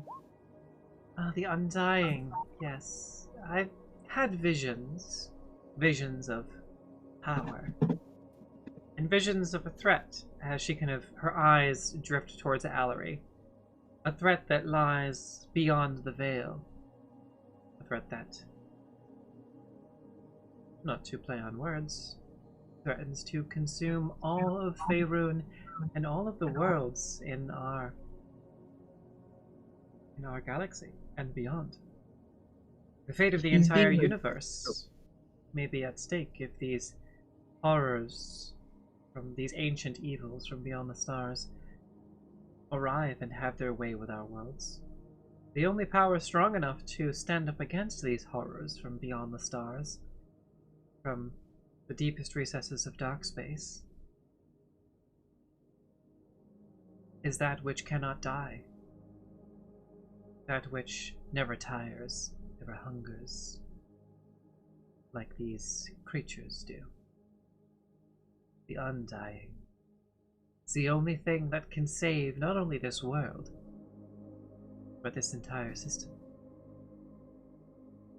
I'm assuming she's saying this all like super seriously, right? Yes. As she's like looking at Allery, Yes. it's gonna like wave my hands like, yes, I know that part. I'm working on it, kind of. Don't worry about it. And now the Undying has 2 champions. She smiles at Allery. I guess so. Did he say anything like in these visions? I honestly haven't gotten much as to what the fuck I'm supposed to do, because I was kind of on a rampage to kill those fuckers. Now I don't really know what to do with myself. So Stay the course. We will speak more in private at later dates, later times. You He's gonna- have your whole mission ahead of you still. The depths of the jungles of Chult lie before you. I will be keeping an eye on you from afar, offering what assistance I can, but I have my own business to attend to in the jungle. You were saying, my dear? It was like mid when she was like, "Oh, yeah, to talk later," and it's like raise his eyebrow, like, "Right, talk." Just kind of thing in passing. She's like, "Seems fair. Try not to stay too far. Time to get used to you, at least your comments." And the feeling is, in fact, mutual. I was very impressed by the way you pushed through the pain and stood back up after being hit with such a lethal shockwave of magic. He's gonna look over his shoulder to Reese and was like, "She did it too. You know. I think. Yeah. Right? Did she went? She didn't go there. Well, it's you that I'm interested in, my dear. Right, that's not used to this, but sure. Mm-hmm.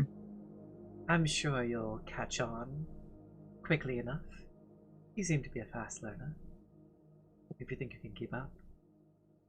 Is that a challenge? It very well might be. Accepted. Looking forward to it. Mm-hmm. I'm sure there's a few things I could show you as well. Things that most men can only dream of. I wouldn't know. Haven't had many of those dreams. When you reach a certain age... Well... What is this fucking cougar doing? Let's Gag leave off! some things to the imagination. Like, mistake of thinking if I whack her hard enough like a newspaper. Trey is 3 years old. Listen, let me get my zombified cooch, okay?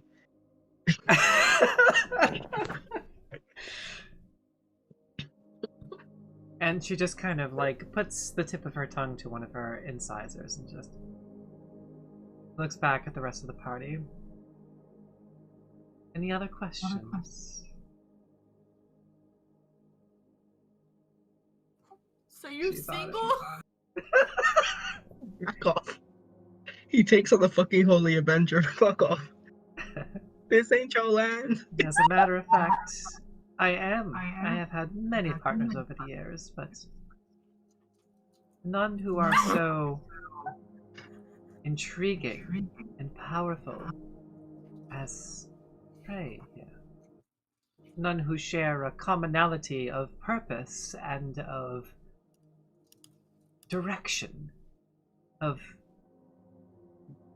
a greater purpose and calling beyond this mortal shell. Most of the partners I've had over the years have been fun little playthings, all eventually being consumed, of course, in my own web, in more ways than one. But Trey is, again, different. He's gonna lean in and be like, "Oh dear, you haven't seen powerful yet." And he walks away. And he's like, "What the fuck came over me? Okay, let's walk away." And she says, "I'm sure you'll show me." Continue walking away. Don't know where I'm That going. was a raw ass line, Trey. Well, if there's nothing else, I have meditation and studies to return to, and again, my own mission within the jungle.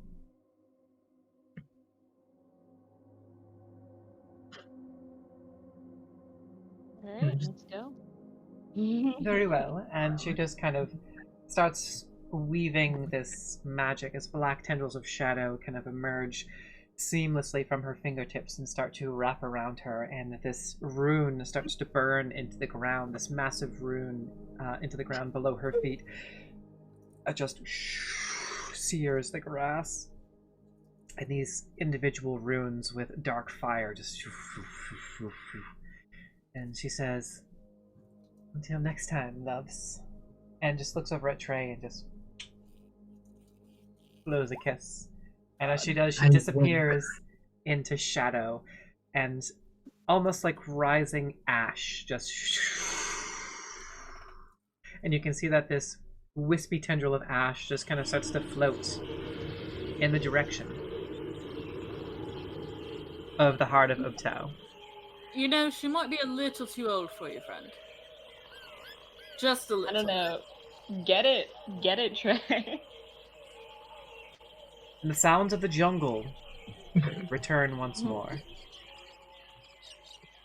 And Oh my Alaric God. saying that he's Guys, just gonna I've got kind of. such a cool staff now. I am like a cool wizard. I am actually like a wizard now. I'm very happy. I noticed you were like Congratulations. zoning in on that staff. It's very cool. I cannot wait to kill things with it. What do you think? Can I have the he's just gonna be swinging this knife back and forth like, dude, look at my shine! Like, Dune, careful, you're gonna put an eye out. What have you got? A knife! Ew. That's exactly what he was doing. He's just like, Before we like head out, since like short rest, he's gonna like clear his throat and look at the rest of the party and be like, I should really say, thank you for helping you. Allor's gonna come up beside you, put a hand on your shoulder. I duck slightly? Question mark? Gonna pat you. Of course, you're like our new family. I'm like, of course, we're blood siblings now. We can't not help. And I'm like all of This your is father. the first, by the way, this is the first the rest of you guys are hearing about me and Trey being blood siblings. Yeah.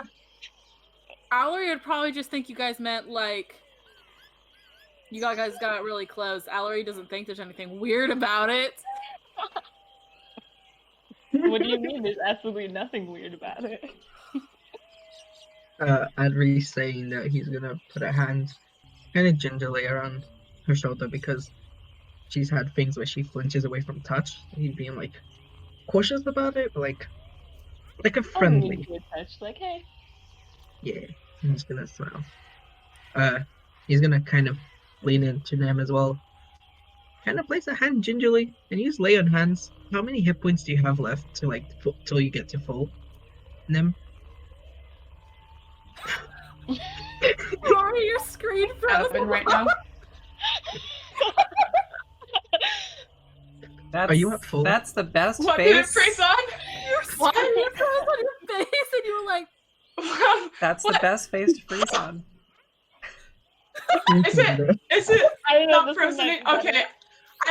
I looked up at Twitch and saw what it froze on. I was like, oh no. I'm at 29 out of 37 right now. So I can't ask this. 29 out of 37. 8. 29 out of 37. I'm gonna Hey. use my enhance to get you to max, and be like, sorry about the whole almost dying thing. He's gonna look at Allery. He's like, you good? Oh no, I'm totally fine. Have you seen my new stick? I've seen the stick. Yes, I gave it to you. Remember? I'm very Great excited stick about you it. got there. Should I be worried? Only if you end up on the wrong side of the stick, and Allery's gonna gently kind of thwack you with it. Like on the broad side, just kind of very gentle on your shoulder. Dink. Well, don't burn us all to death now, Allery. You There's so much that this are thing can do. Between this adorable. and my book, I am going to make things change. You are adorable Meme. when your god complex strikes. You should know that. I love you all so much. I just want to put that out there. Hella looks He's over gonna, at like- everyone and just, alright, just so y'all know, I expect to be paid double now, and I'd very much like to take a vacation in the Moonshade Isles, so if you could put in a word since you're all so fucking weird, I'd very much appreciate that. After this, I'd like to retire as well. I've seen enough shit to give me trauma to last a lifetime. When you're ready to get back on the road and get this over with, just let me know. Yeah, let's go. Oh wait, do we? I was going to propose a query. Because we are supposed to be getting training from somewhere. Because we're Training? now super cool Vipers. Oh yeah. Allori's gonna look to Elena. Where would we go to try to get some of this Viper training we were promised? Is there any way for us to do that out in the woods here? Me? Jungle. I can train you in whatever it is you need to be trained in. Okay. Cool. Because I'm right, Essie? There was like a thing that the Vipers got like new training, Yes, new faction access training, to, like, yes. access to like a magical armor or something like that. So as far as so you can do any of the training with Elena, and if you want to request any of the armor, you can or you can send a message to If and Telroa, and they can find a way to get it out to you. Potentially rendezvousing through the Jahaka anchorage, which Elena would convey as well. Okay. Is there a way for us maybe after session to get a list of the stuff that we have available to us? Cool. Okay. What Allery can do is tonight, they'll send a message to Ethan through sending and request all of the stuff that everybody wants. Sure. In one little swoop. Right, so again, anything that has to do with actual training as far as the skills can be done through Elena. Mm-hmm. And any of the weapons or armor. Well, if it's armor specifically, you might have to have that sent in. If in Telroa does have a merchant, a traveling Centarum merchant that travels via convoy, via Triceratops convoy, and you can get any that's items. What I was wanting to look for. So there is a wandering merchant on a Triceratops that has 4 Centarum guards that travels with them through the jungle, mostly through the river, the main river that stretches into the Aldani Basin. Mm-hmm. I don't know about you guys, but I was kind of interested in the pirate area. Emma is interested in the pirate area, but I don't know if we should waste time going there, if we should go straight towards the ancient civilization thing. That is Jahaka Anchorage. Yeah. Well, if you guys want to order some armor, then we can go to the Jahaka Anchorage and then pick it up. Well, I think that the armor would I misspoke there. The armor would be able to be picked up by Triceratops, a merchant, by the wandering merchant that travels south down the river. Oh. The Jahaka Anchorage is a lawless town. If Intelroa has a couple of connections there, he can try to procure it that way. It might take some. It's not guaranteed. It might take some convincing. But it is. Out of all the factions, Zentarum are probably the only faction that would not be attacked on sight. So he would have to work some magic, but there's a possibility that you can check out the Jahaka Anchorage. But it is a lawless hive of scum and villainy. Essie, can we see the overview map, please? Absolutely. Because then we can look at it and try to decide what we want to do. Yes, There's also the big heart thing that I think your girlfriend just went to. Yes, that's her base of operations.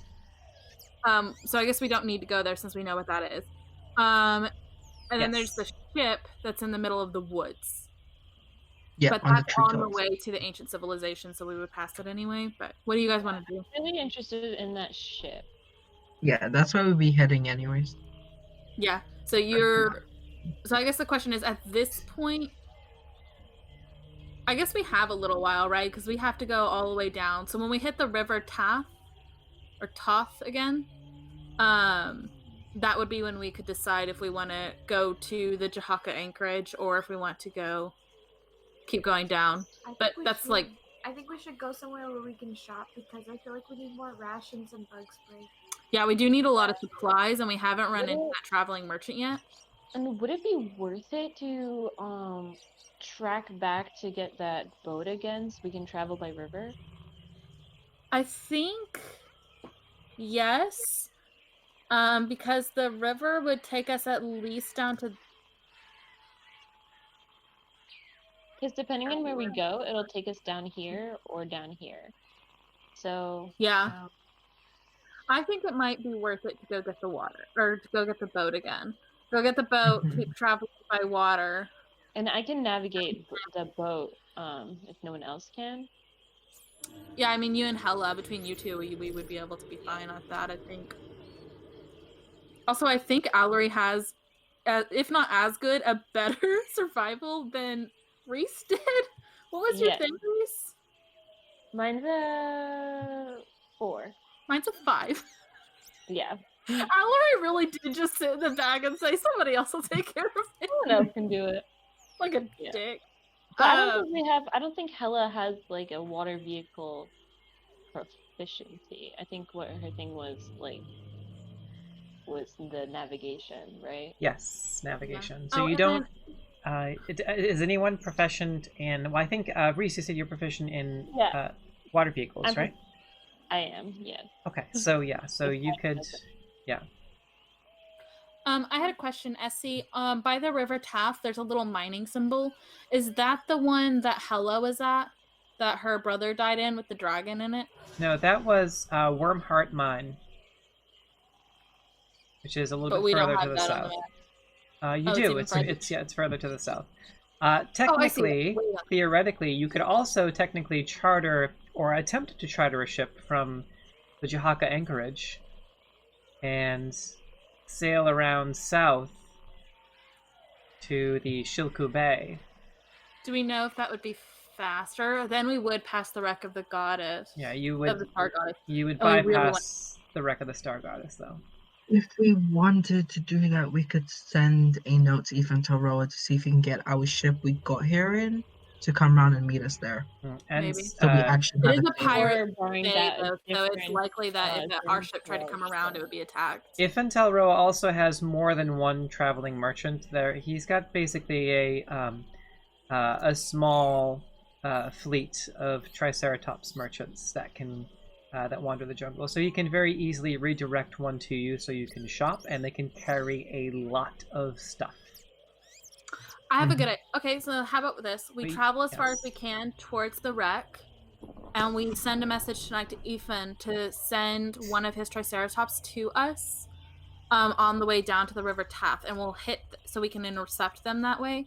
That way we can get the shopping done we want to get done. We can get the magical armor from the Viper stuff that we were going to get, and we can still be making positive progress. And then once we hit the River Taff, we can decide if we want to go to the Jahaka anchorage still, or if we just want to go to the wreck of the goddess. Because according to the map, we're still at least a month away from getting to, like a month worth of travel away from getting to Omu, which is where we're heading. And half of it is through undead infested land.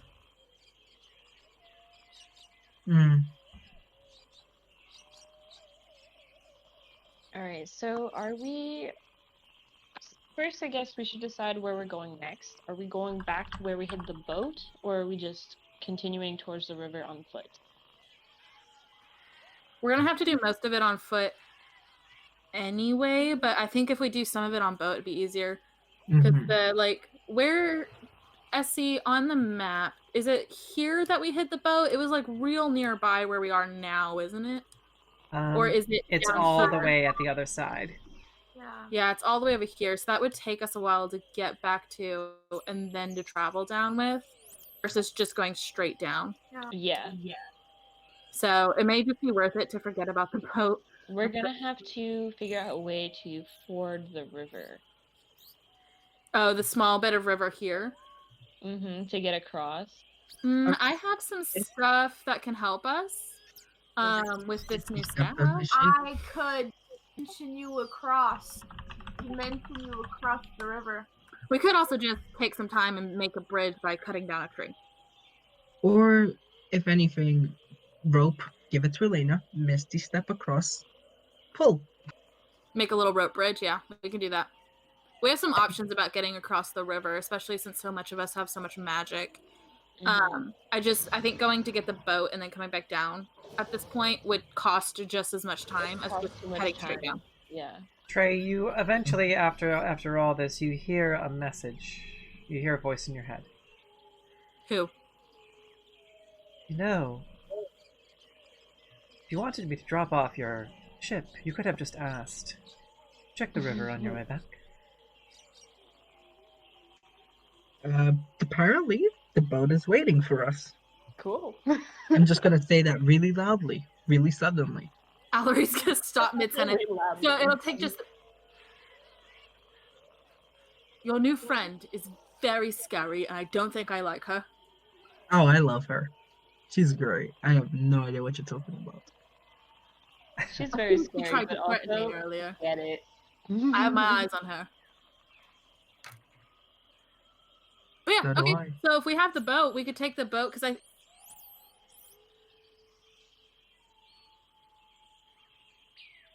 The boat can be... Right, so it was here. Apparently it is now here. You can travel south towards the pass of Atazcahakla, which is what you saw. That's where all of the fossils and coral, that beautiful sort of graveyard where the river cuts through, and you can see the fossilized, in some cases crystallized remains of both ancient coral and ancient dinosaurs into kind of embedded in the rock walls themselves. You can also travel through the Aldani Basin, the home of the lobster folk, the marsh there. Or you could travel directly south through Atazcahakla, and then once you get to the bend here, this is technically a gorge. So you could either get just north of it, or just south of it. And Hela did point out that this was an old abandoned mine, a mine entrance. I am steering clear of the mines. So if you, so there's a couple of different ways you can land. You can land here, closer to Jahaka Anchorage, or you can land here, closer to the northern edge of Atazcahakla. And then from there you can... Also, I've shortened travel times significantly. Yeah. We're giving you standard travel times. And also because you have... I'm going to say that after meeting with the Naga Spirit Guardian and also with your deities, have been finding that travel through the jungle is significantly easier, especially since you have won the interest and favor of the Night Hags, who did point out that they are very curious about you and may see you as potential allies. I'm still sus that they have our hair. Listen, quickest comfy chooses. Take the allies you can get until they betray you, and then you slice their throats. Okay? So That's... Yes, well that too. That's one way of looking at things.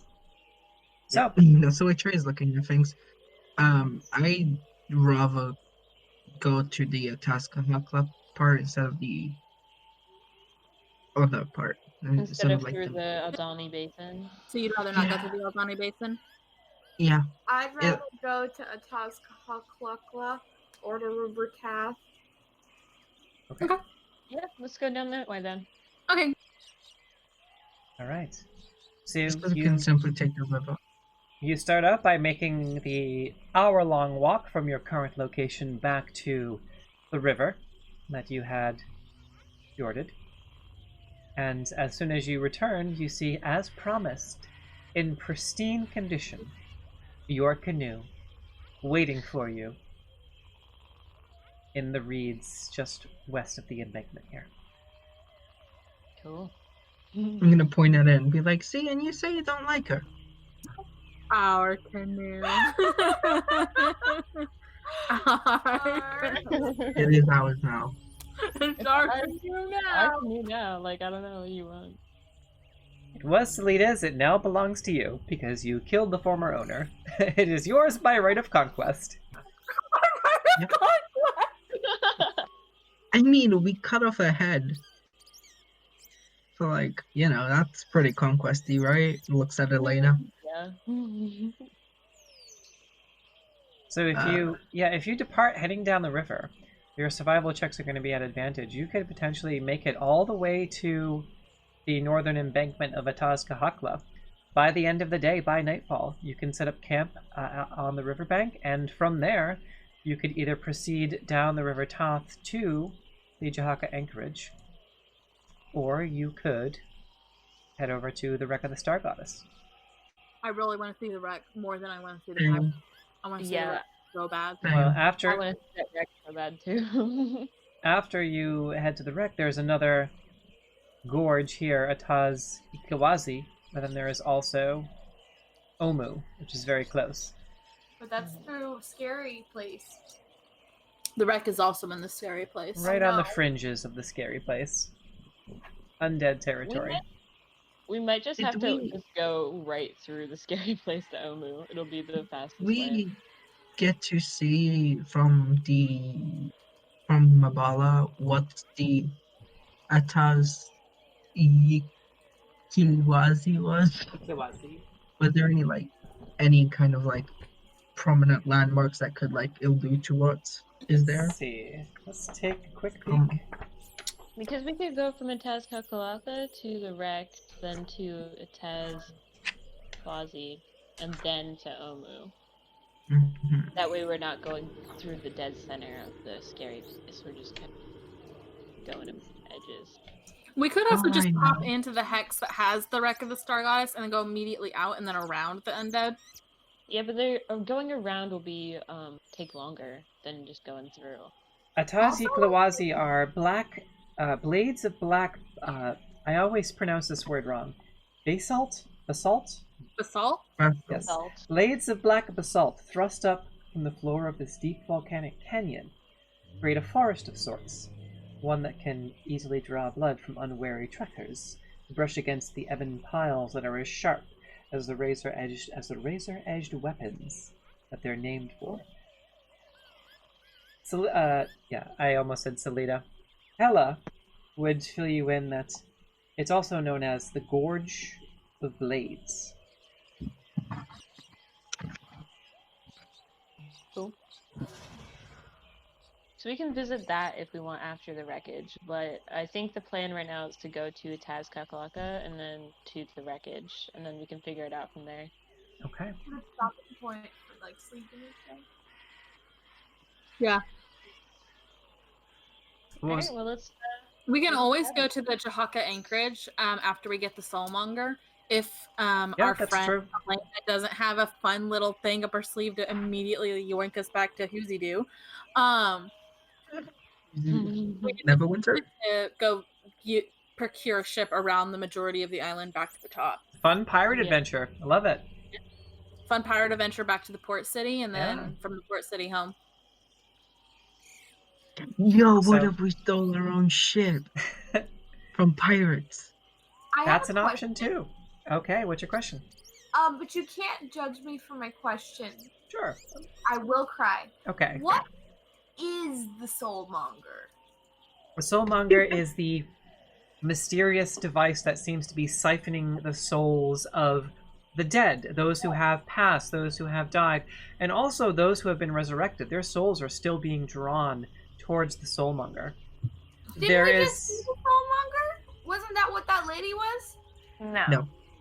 No, she was a She's a champion lich. of Vecna, Yes. a lich, which is like an undead immortal being. So you know very little about the Soulmonger itself, just that this is what the device has been called by the locals. It's what it's been called by the artificers and wizards and sorcerers who have been studying this phenomenon.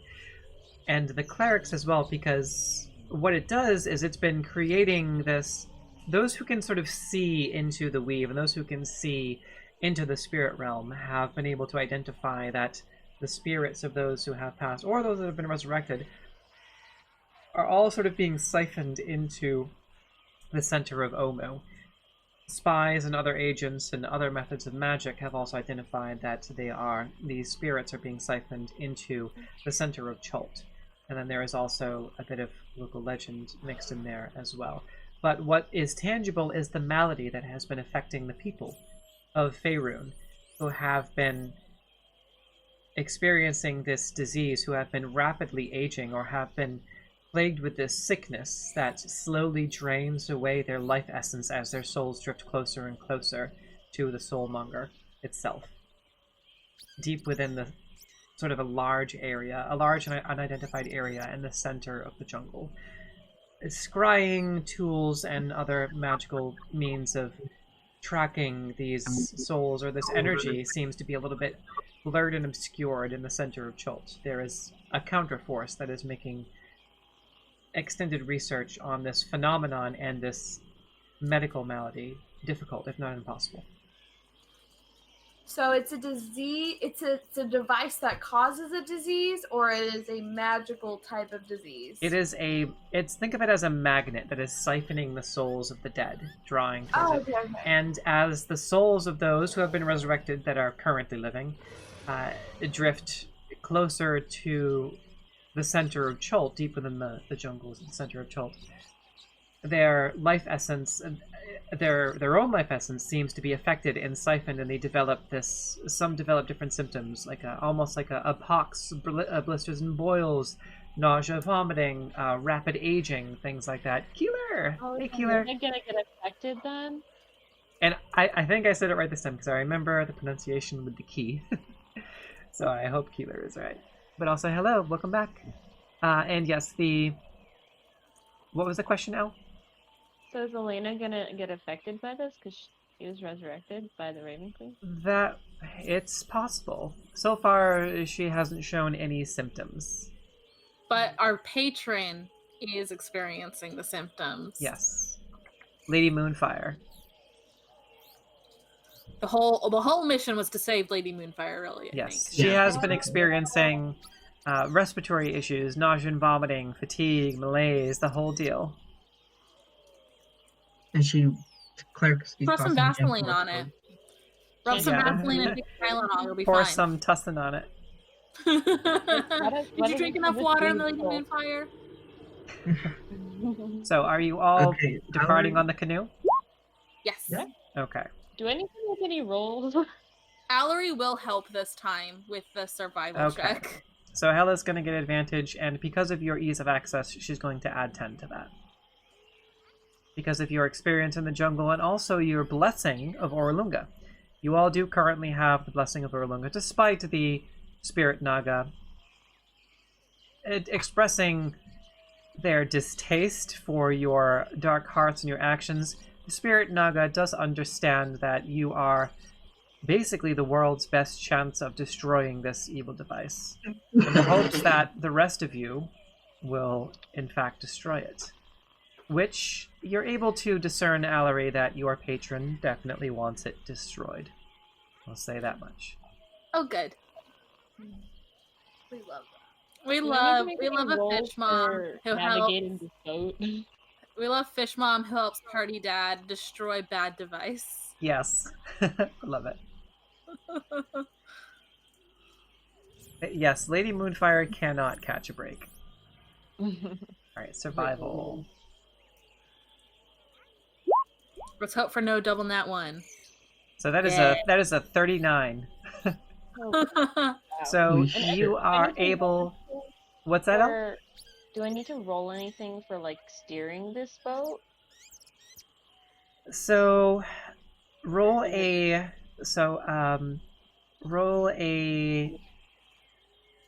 click on your water vehicles. Mm-hmm. Add your wisdom modifier. Okay. And Hella is guiding you. Okay. So you also get the plus 10, and Hella's so you are at 38. So you're good. Cool. Yeah, with all of your assists. So expertly and with almost a favorable and blessed current, all of you make your way in the war canoe. Down, down, down by the river. Sorry, I've been wanting to do that this whole time. I still haven't been able to... I need to reinstall Baldur's Gate 3 and see if it's actually playable now. Maybe chat knows if anybody in chat's been playing Baldur's Gate 3, but I've basically been waiting for it to be essentially playable and for them to keep adding more stuff, so... Who would like to roll the percentile dice for your travel? I want to do it. I I'd be wanna do it. happy. For I'm your gonna do river it. travel. It Okay, will not be me. go ahead and roll. I'm hoping it's a certain thing because there's stuff I want to do. Hey, what a very nice 40. Okay. middle. 40 sounds like a boring number. It does. Yeah. Very excited. Let's see. Okay. We deserve a River boring travel. Make them roll again. It's actually an exciting number. I don't even know what that is. I have to look that up. Oh no, it's not a boring roll. It's not a boring roll. Imagine this is what TPKs us when we just fucking Oh. fought an Archmage. I'm That's so cool. spell slots. We aren't getting TPK'd. We're Huh? fine. Cool. Cool, you say. Essie. Yeah, that's really cool. Is Is it it cool for really you or is cool, it cool for us? Who's it cool for, Essie? Wow. Okay. I'm afraid. I'm afraid. What? Aaron makes us terrified for 3 weeks for an encounter, and then straight after, this is what we get. Aaron, we need a break. Aaron is laughing at whatever's happening over there, and I'm scared. What was that about being boring? I'm scared. All right, I need everyone to make a wisdom saving throw, please. Oh, good. You should have heard the sigh from fucking Emily. Stood up. Don't Quick fucking... question, Essie, is this magical base? Yes. It's magic. Okay.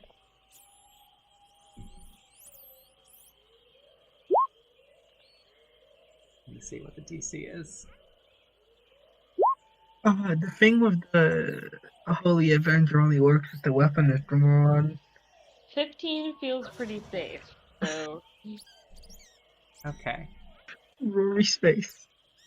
Rory's like, As you are approaching the bifurcation, where the river meets the sort of northern flow from the Aldani Basin and also branches off towards the Aldani Basin and continues south through the River Tath, you come to the center of this bifurcation here, where the river splits into 3 different directions.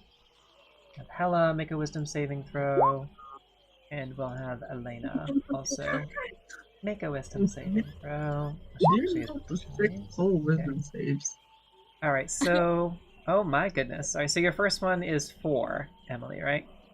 Yeah. Okay. It kept saying that it wasn't doing it, and then it did. all Okay, at that's once. fine. So as you're traveling by the sounds of the jungle sort of ringing around you, but you're making excellent time. When you come to this intersection here, Emily and Dune and who else here? Dune and Nim.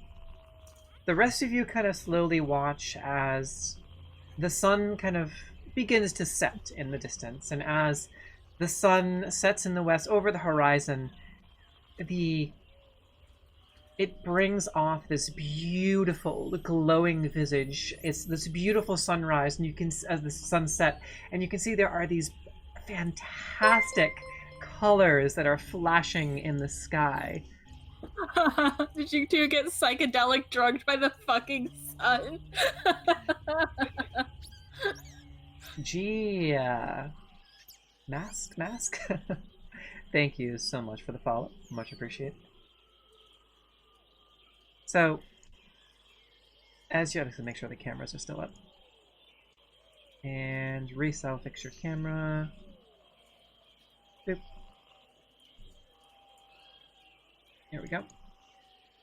Okay.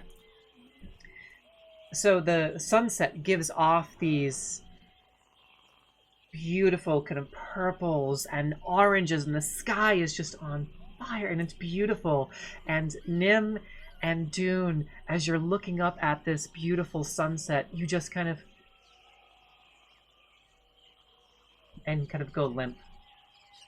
And the rest of you watch as they just are kind of slack-jawed gazing at the horizon. And the rest of you kind of see this mist, these scattered patches of mist just kind of surround the boat, and you hear in your minds, all of you, beautiful, isn't it? Isn't it? Isn't it? Isn't it?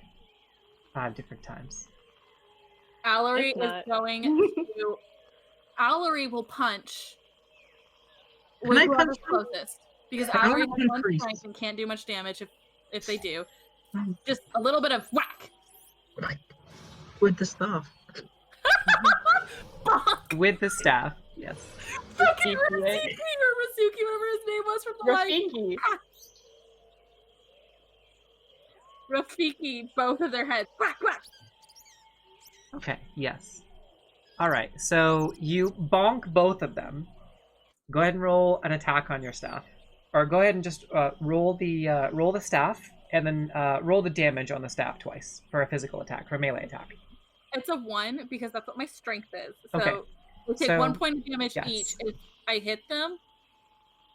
Yes, so Dune and Nim, you both take 1 point of bludgeoning damage as you're both Rafiki'd. That's what And I eventually would you just do. you come back to your senses and you wipe a little bit of drool off of Nim, you just wipe a little bit off the side of your chin, and Dune, you kind of shake it off, and as you do, you can see rising from the water these long necks, these long thin necks, one by one. There's 1, 2, 3, 4, and 5. What look like elegant, beautiful cranes with beautiful white feathered necks and long black beaks, very swan-like in a way, and this red plumage that extends back. Some of them have slightly different color patterns. There's a couple that have sort of a sunfire orange, and another that have a little bit of a sort of a violet. And they look at all of you, and they kind of tilt their heads, and they speak in common. What brings you to this stretch of the river, travelers? We are simply passing through. We're just Why are passing you through. here? This is our home. Terribly sorry. We didn't mean to intrude. Oh, you're not intruding. No, definitely not intruding. No, welcome. Another one. What is your quest? Where are you going? What are you doing? Yes, very curious. Very Is curious. this still in our time? I'm Or are getting they the vibe speaking? of when Alice in Wonderland is around all the flowers. This is the vibe I'm getting. Their mouths don't seem to be. They might be doing an occasional like, but you're all hearing this simultaneously in your minds. Hmm. We Well, are I'm simply feeling passing through, being on our way, traveling through the jungle. Would it be alright if we passed? Well, you have to pay a toll and these are different voices. Doesn't seem to be like a hive mind. In knowledge, yes. Pay us in secrets. I'm a homosexual. Stand up and pull out his monster book and be like, "Did you know? Fun fact: Allosauruses primarily live underwater, but only in groups of 5, and the females are red." You pulled that out of your ass! You aren't reading the book right now! I have it memorized. Make a deception check. Okay. God. I can't believe that, guys. She doesn't have that open. wait. She just remembered it. Wait, hold on. Is that actual knowledge from the stat block, or is that you making it up? I'm pretty sure if it's not an Allosaurus, it's a different. I have some information somewhere. Okay, if that's actually true, you don't have to make a deception check. If you're lying, you have to make it. Okay. Well, I'm gonna pee. I can't believe this. so these sort of swan-like birds, they kind of look at each other and just interesting. Most intriguing. However, but we would like to know, yes, tell us, where are you heading? What is your quest? What draws you to Atazkakla? Why do you want to know? consider it a toll. You tell us where you're going? Yes, tell us what you're doing. Tell us, and we will let you pass without incident. Perhaps we can make a Nim, deal. all Make a confident. deal. Nim, with all confidence, says, "We're going to visit my very sick grandmother." Pick a deception check.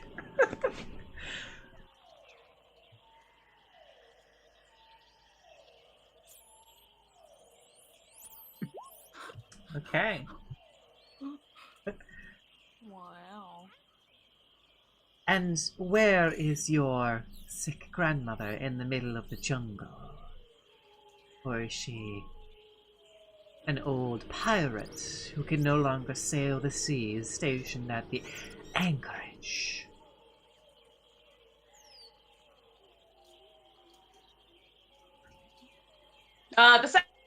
Yeah.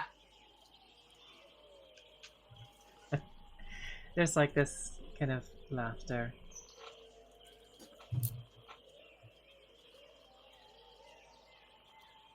Let's make a deal. Yes, we like to make deals. We love deals. I've made way too many deals in my life, friend. I don't think I can make another one. We will let Same. you pass. Especially with fishy goddesses. We will let you pass. Yes, yes. We'll show you the way. You will pass. Yes.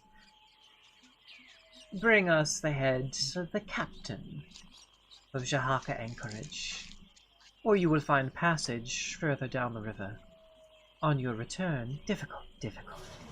Yes, we will make it inconvenient for you at best, if not deadly. Yes, we are powerful spirits of the river. We know May I and ask what sense you want? all. May I ask what you want of the head of the captain? The captain hunts our kin for their plumes. And I'm going to share this. Oh, they're so pretty. They're so pretty. We can take these birds. Bro. I'm gonna You can nudge take Valerie. these birds. I'm Okay, gonna nudge well- Valerie. I'm gonna nudge Valerie's like, how did you just kill them? I Like just under his breath. I'm gonna fucking can I take give you you. a mental image of what Dune is doing right now? You Yes. know when cats see birds and they're all haunch up? Yep. That's what Dune is doing. He's just like, Dude's chirping at the bird. he's like really subtle. That is incredible. I love that. Allery's gonna look and say, you seem like intelligent creatures. What if we make you a deal? That's exactly what we want. Yes, we want to make a deal. Make a deal. And they actually show you, one of them shows you an image of the pirate captain. You can see this very kind of like a well-trimmed beard and kind of like a very serious gruff face missing a couple of teeth and no classic eye patch, but a scar running all the way down his face. Kind of short hair slicked back, a septum piercing, and the eyebrow is a labret, right? Like a large eyebrow piercing as well. Cherry's Allery's gonna gonna be get like, down at wait, eye wait, level wait. with these guys and say, we will bring you the head if you can guarantee our safe passage. Wait, while do we they have travel an on this river. image? Do they have an That's- image of the head? They have an image of the captain, of the pirate captain of Jahaka Anchorage, that they just showed I'm you. gonna do something stupid, y'all. And he's like, oh, is that all you wanted? Because we're at the, like, Trey and Valerie are sitting, like, towards the back. Yes, Bunch of yes. He stuff or slaughters something. our kin with his so-called pirates. No, Pirates. no. Brigands. No. I'm gonna chuckle and finally we shall go ahead and bring it. No. Then, before they can react, I'll just blast it so it looks like I disintegrated it. He's dead. Wait, what are you doing? Minor illusioning the head and Yeah. I'm like casting Eldritch Blast towards it so it looks like I disintegrated it. Type thing. The image that they're showing you? No, it's like they showed me what the captain looks like. Yeah. So I'm gonna turn it around, pretend I'm like trying to look for something in the boat, and then like use minor illusion to create an illusion of the head, like a severed head of the captain. Make it And then deception. bring it up. Okay, alright. Make a deception check. And what's your spell save DC? 13.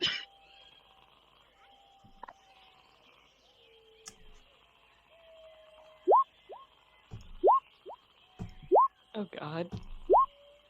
Deception was 16. Hearts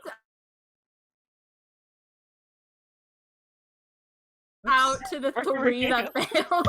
Oh, poor My bird. deception was a 16. What's your and what was your deception check? A 16. All 4 of them just except one. One says, "That doesn't look right," and the other one say, they kind of look at one. And I'm gonna have this one make a persuasion check. Can I bring out my axe that is still covered in blood and be like, how could I lie about it? The blood is still fresh. Let's see. I'm literally just Pretty So- done. It's gonna be. Oh my god! It rolled a natural 20 on its. Trey, So- you just wrecked our whole shit. Okay, so as they're having this discourse with each other and kind of, they take a second to examine the head, and only one of them says, that something does not seem right about this. They came from the north, and then another one says, but look, but I did axe, and the one says, that's the head, that's him, yes, that's the captain. And they kind of look at each other and just, very well, travelers. You have done a great deed for us and for all of our kin this day. Go, go, go, go with our blessing. Yes, take the blessing of the river folk. Take it, and proceed. You have done not only a great service for Chult, yes, but also Faerun, yes. Safe travels on your journey. The spirits of the river watch over you. Yes, friend. And they all the mist that had surrounded the boat slowly starts to dissipate, and one by one, the heads of these crane-like figures begin to descend back into the water. Can I tell you guys, I was gonna genie rule them. Be like, yeah, we'll bring you the head. We're not gonna tell you when, though. And anytime they tried to cash in, we didn't say when we would bring you the head. We just said we'd bring it to you. I can't can't believe believe that it. worked. I And cannot just believe as soon as they appeared, they're gone. They're Can I do an captain is insight gonna check kill one to of make their sure? kin, and they're gonna be so pissed at us. It's fine. Yeah, sure. Go ahead and make an insight check. Just to like make sure. Yeah. What'd you get? 6. 6? I mean, they're no longer visible. The waters appear to be calm. You're proceeding downriver. I'm just gonna sit back down.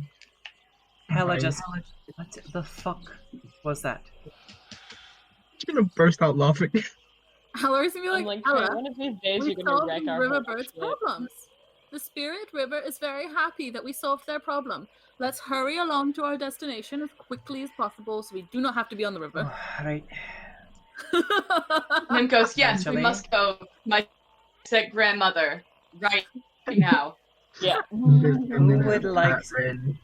Who would like to look for a safe landing for all of you to camp? Allery can do it since I genuinely am good at survival. All Can right, I get some help though, Reese? and Hella can give you advantage for whoever wants to look for a landing I zone. can't believe that worked. Okay. That was not great. Sorry, guys. Wow. Yeah. Maybe I am better at. I rolled a natural 1 and a 3. What are my rolls tonight? I've been rolling like super high or super awful. So it takes a while, Fire and camera. About an hour after sunset, eventually you do find some place that looks safe, and you're able to steer the boat over to a sort of an opening that kind of just sort of in the embankment in the river, where you can slide in the canoe and tie it off. Could we try hiding this thing again? I'll hide it. Okay, Dune, make a survival check. And would anyone like to help Dune with that? If you're proficient in survival, you can help Dune try and hide the I can canoe. help. What Okay. did I do to hide it last time? I did something. I think you have something, Dune, that hides things. Oh, if you have Yeah. something that's I even have better. Because I want to say Dune hit it last time and rolled really well, but I don't remember what it was that Dune did to hide it. Like, I will say that just before you camped, you could see sort of glittering in the moonlight and starlight off in the distance further down the river, that crystallized, beautiful crystallized coral as the sun faded to twilight and twilight turned to starlight, shimmering, almost twinkling, and a beautiful, beautiful reflective sight was that deep blue and violet coral that was embedded in the sides of the canyon walls a little bit further down the river, sparkling and reflecting. Even as you tie off the canoe, you can still see parts of it reflecting in the moonlight and the starlight. Dune rolled another 20. Damn. Okay, yeah, so you're very easily able to tie off and conceal the canoe in a way where it is secure, it's not going anywhere, and it is completely concealed. because I've got a magnum Okay. dog. A corkscrew magnum dong. Yes. Mm-hmm. Also, everyone needs to subtract a...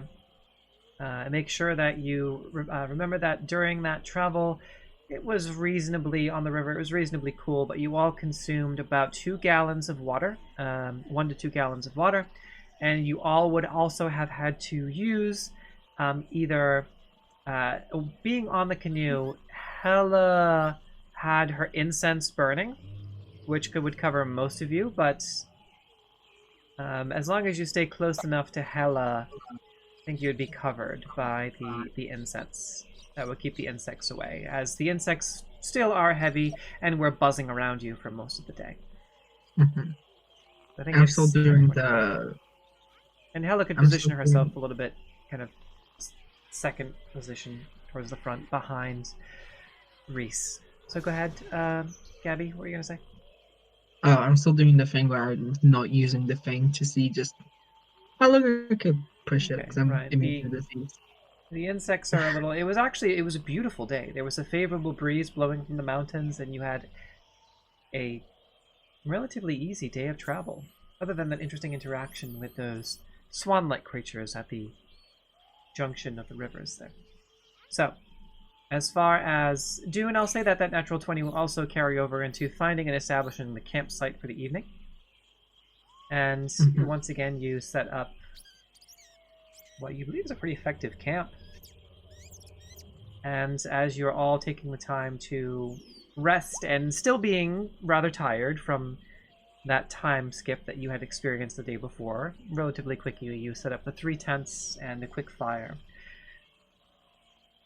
Who is going to schedule themselves to take the first watch? Ooh, tiny hut? By the way, A tiny hut. yeah. Paddle, paddle. By So- the way, I'm doing the purified water thing Okay. to fill our water skins because we're right beside the river. Perfect. All right, so you take the time to refill all of the water skins, and also take the time to purify for everyone. And you all have full water skins thanks to your paladin. Yeah, if we have like in the boat, if it came with any extra like pots, can I say that I get some water and purify that as well? Yeah, we'll say you Just have as a backup. we'll say you have 1 extra water skin that you're able to fill and purify. So, just to retcon this, are you setting up the tents, or are you all squeezing into the tiny hut? Tiny hut. Tiny. Cuddle. Cuddle puddle. My purrs will lull you to sleep. Okay. So as Hella and Elena start instinctively setting up a tent, you all gather on the inside. They stop and all gather on the inside of the bubble for the evening. Yay. And is Before anybody we- taking watch outside of the bubble? I will probably stay up a bit late, So just will I. doing a watch. Allari's gonna send the 2 messages and Okay. then go to bed. Yeah. Okay. Every time something bad happens. So are you taking watch, or are you just being in the safety of the hut, or are you just going to all go to sleep? I'll I take watch. think I'll take Before watch we- also. Before we go to Oh my god, the sleep, Blood Brothers. Yeah. yes.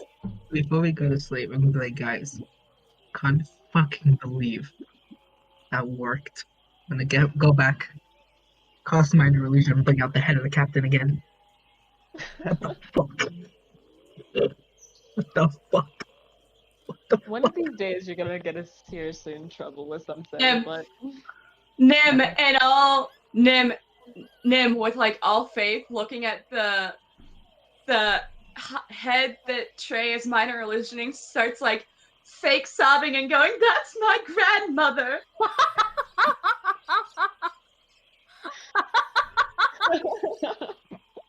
Fantastic. I just pat Nim on the shoulder. Just let it all out, Nim. Let it all out. So, Trey, you're taking the first watch. Right? Is anybody staying up and taking first watch with Trey, or? Think Reese's. Yeah. That So- I don't sibling know is if the we're all problem. still doing watches or if me and Trey are am. just being That'll happen though. staying up late. So we don't have to keep watch because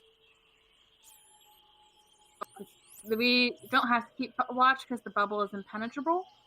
That is an aspect of Liam's tiny hut. The only thing that could possibly hurt us is if something stays outside of the hut and waits for it to go down to attack us, but we would still be able to see it because we can see out of the hut. So it's up to you guys if your characters would stay up to keep watch. That Yeah. makes sense, but like you don't Yeah. technically have to if you do not want to.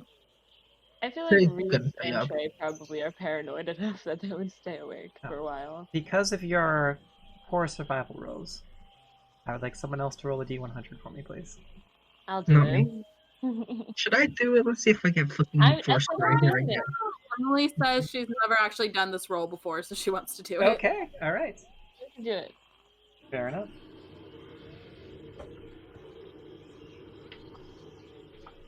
My perception check was 18, by the way. 18, okay. And my perception check is So 2 separate checks, fair enough. 24. I had such faith in that deception roll about my grandmother, y'all. Oh, totally. That was great. Yeah, That was great. it worked out. It So. did. I was like, hopefully I can use my plus 11 in deception right now. Great, I'm about to ruin this whole man's career. This man's whole career. Alright, so what is the d100 roll? 3. I'm shouting at no one because I forget press the top. It's 3.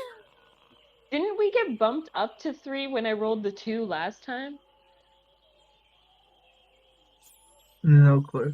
Because we already had a 2?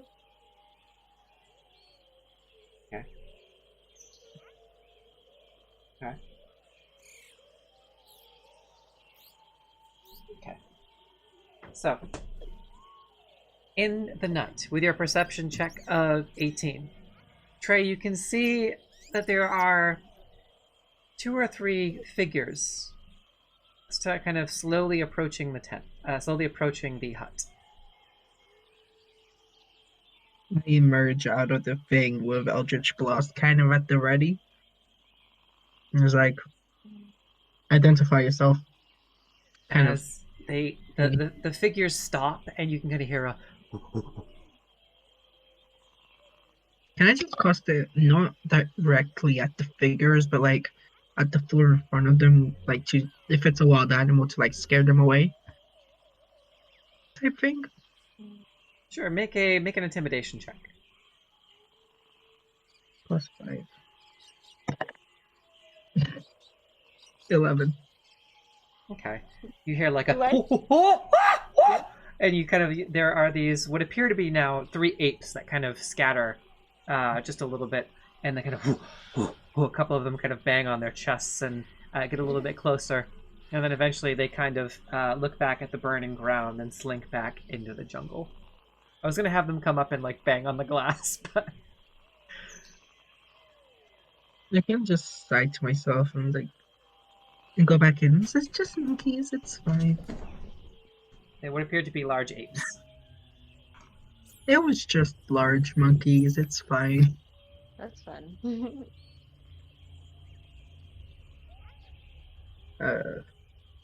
Nothing else happens, I'm assuming? Anything else happen? Okay.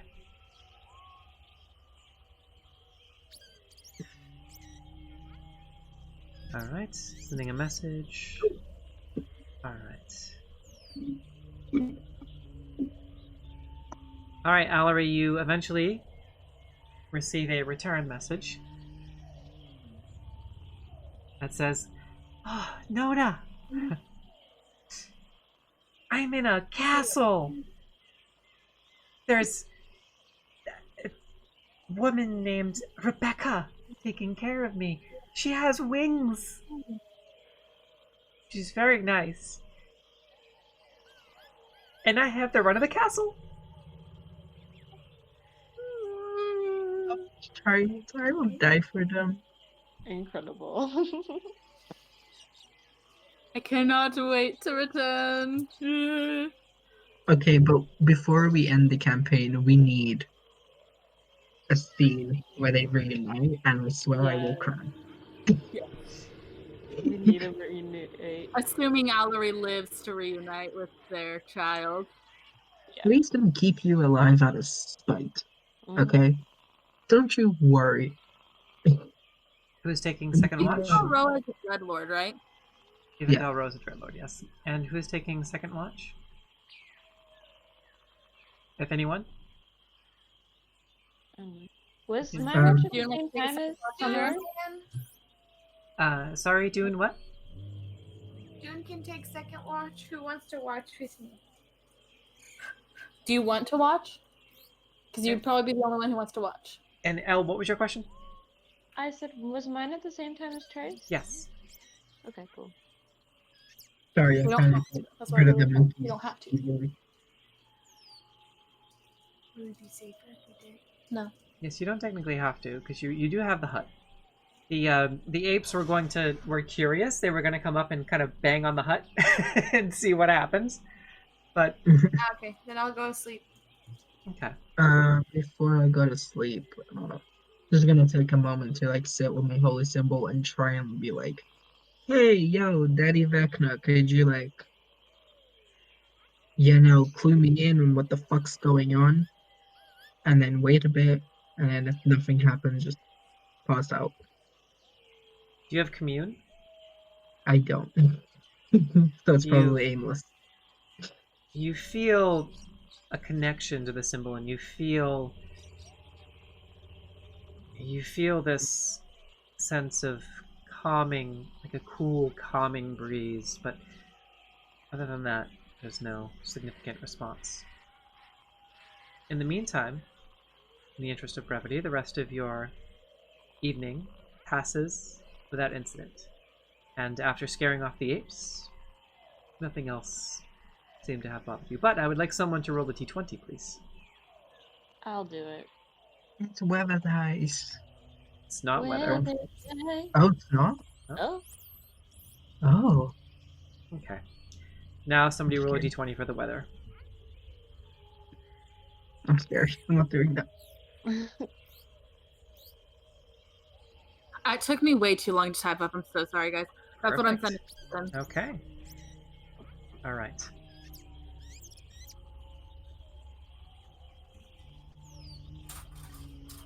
All right. The weather today is favorable. Again, it's almost the same type of weather as it was yesterday. It is hot, but not oppressive. A little muggy and a little damp, but not unreasonable. And as you come to consciousness, you don't see any signs of anything untoward other than the tracks that Trey is able to point out from the apes that had visited your campsite. And nothing else appears to catch your eye or your ear at this time. And It's about 80, 88, 89 degrees Fahrenheit out today, and again, there's that slight cool breeze that blows in from the mountains that makes it a little bit more bearable. Closer to 89 degrees Fahrenheit, but a little humid, a little muggy. You're getting like a light sweat, a light dew. You'll have to consume about 3 gallons of water today, which is, I think the flask is a full 6. The water skin, it's pretty big, I know. Maybe 4 gallons. Honestly, if we run out of water, we can literally scoop some off the river and I'll purify it with a ritual. Yes, Because I purify can food and ritual. drink. Okay. Yeah. So, there are a couple of options before you now. You can get back on the river and head towards the Jahaka anchorage through Kazkahakla down the river Tarth, or you can head deeper through the jungle towards the wreck of the Star Goddess. I think we should head towards the Wreck of Star Goddess. That's our next destination. Or the wreck of the wreck of this mysterious ship, because you wouldn't know the name. Yeah, of the ship. mysterious ship that's in the trees. We're Yes. heading there, I think. Yeah. We specifically walk through the clearings. You Like, could, yes. the like yellow birds. Yeah, try to where my walk through grandmother clearing is. as much as possible. Because then it's easier to point out anything that's like coming at us. Mm-hmm. Yeah, I think that would take you 2 days to get there. Okay. Yeah, and then we can camp out there even with the tiny hut. It'll be fine if we do it in a clearing as well. I'll say because you have the blessing of the Spirit Naga, your travel is more favorable. We are making progress. We are like Yeah. Well, SC, brain fart. Yes. my brain just fucking leaked out my ears just then. Did Ifan ever respond to my message? Okay, Or my- Ethan. Yes. Alright, so that was a message. Okay, so yeah, you do eventually hear a response from Ifan Telroa. I need to know. Wait, did you tell him the location? Oh, Rivertown, yes. Okay. I have a merchant in that area. I can certainly send them your way. They have everything you can need. I'll make sure that they rendezvous with you as soon as they can. And then Allery would tell everyone that and then go fuck to sleep. So, and that was last yes. night, so the morning is now here. Okay. All right. Mhm. So they do have means of tracking you, but for now, I think we might do that sort of. You receive another message from someone else, not Ifan, and it's double check this real quick. Let me go back and Allery look was up here. for the message? You receive a message from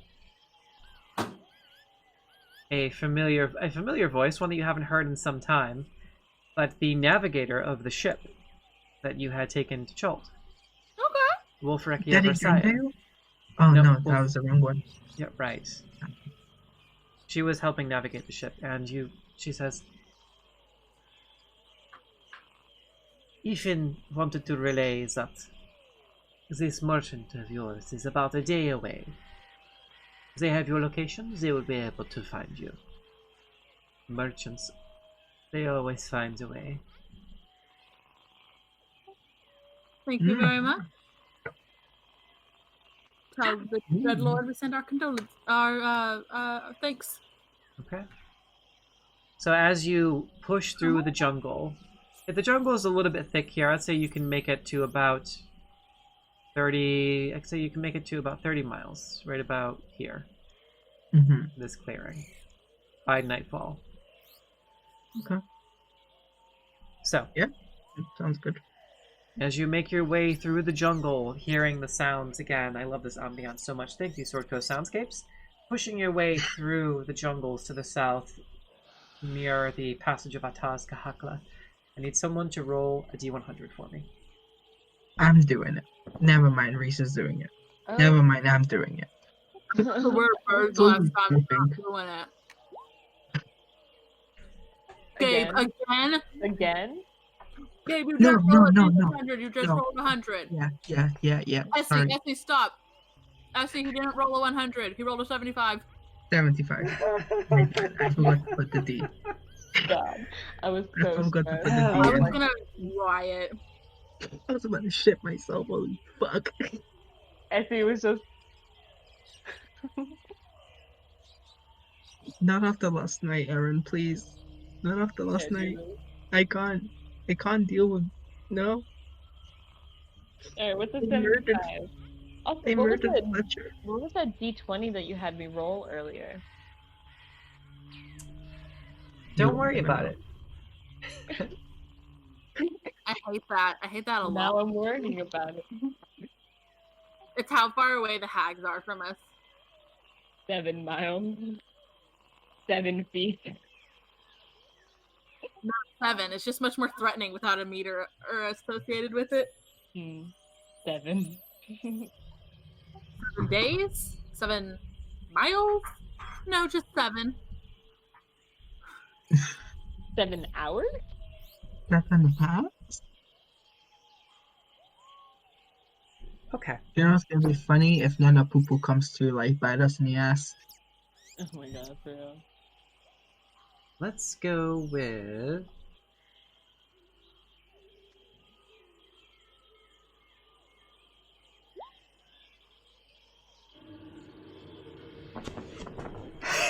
All right, and let's roll a d4 for me. Wait, hold on. Before you do, let's see. Let me have it. Which one is the 2? Okay.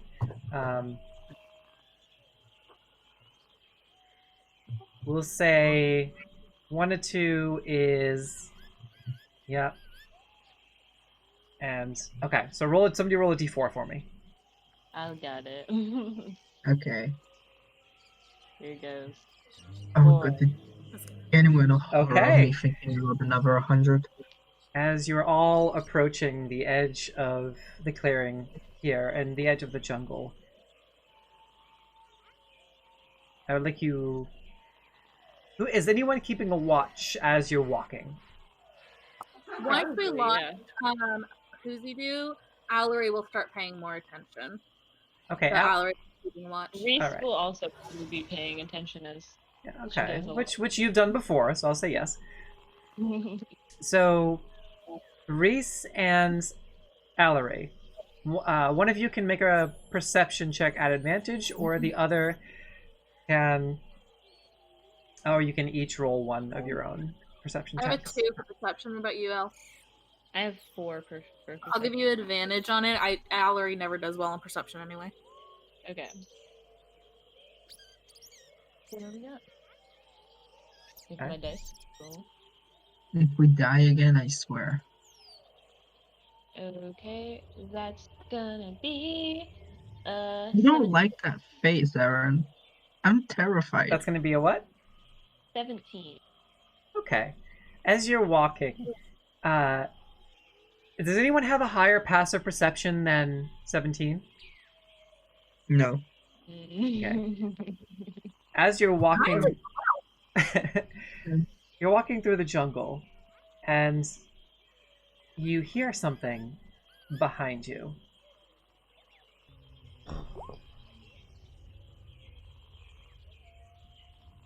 You stop. What is it? You start to turn around slowly. Make a nature check. Me? Yes. Oh god, I'm shit at nature. 17 also. If it is a dinosaur, I feel like Dune should be able to roll to identify it since they have been reading that stupid book this whole time. Okay, Dune, go ahead and make a nature check at advantage. As all of you can now, Reese, I'm sure you fill everyone in on this, right? Yeah. All right. Oh my god. All of you listen, and you can hear it getting louder.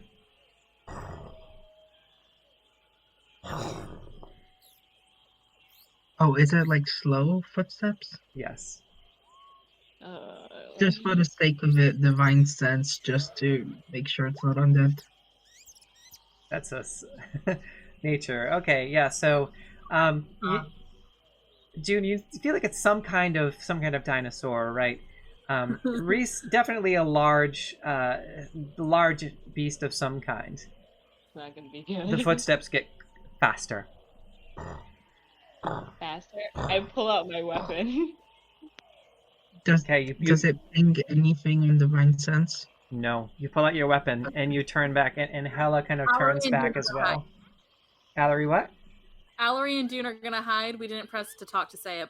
Okay. Immediately, but All we right. both want to be sure to hide. So stealth check. Okay, so stealth check. So you're gonna hide and wait and see what this is. Yes. And Hella just. Eldritch. Okay.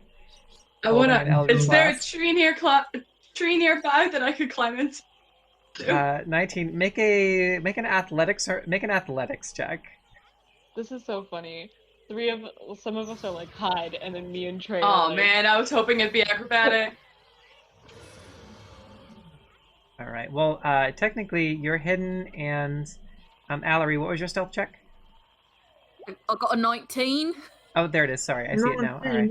So Emily, so Dune and Allery immediately duck into the sides of the jungle. All right, and you do the same. Okay, so Nim kind of disappears behind a tree and starts climbing up a tree, and it gets quicker and faster. It makes sense that our beefy boys would stay behind. And until it's just over the horizon. What are the rest of you doing? The trigger is, as soon as I see what it is, release. All right. And as you wait, and Hella just, perhaps maybe we should. And before she can finish the thought, you see a blur in the distance, and as you ready the Eldritch Blast, crashing through the trees and bursting from the jungle and shattering about 6 of the trees around it. Just it stomps forward, and you can see the massive clawed foot as a second one comes down of this enormous, feathered, twice the size of any dinosaur you've ever seen, Tyrannosaurus Rex, as it just and looks at you. And Trey, you let an Eldritch Blast go! Roll the attack on the Eldritch Blast. Dude is just wide-eyed, like 18. Does 18 hit?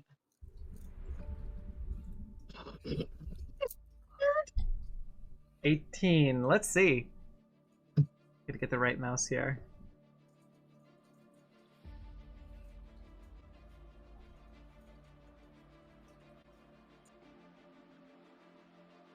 Oh, I got really scared there for a second, and I forgot that we're on the hex screen. Yeah. Yeah. Well, let me grab your tokens I'm like, this dude is gigantic. from Urlunga.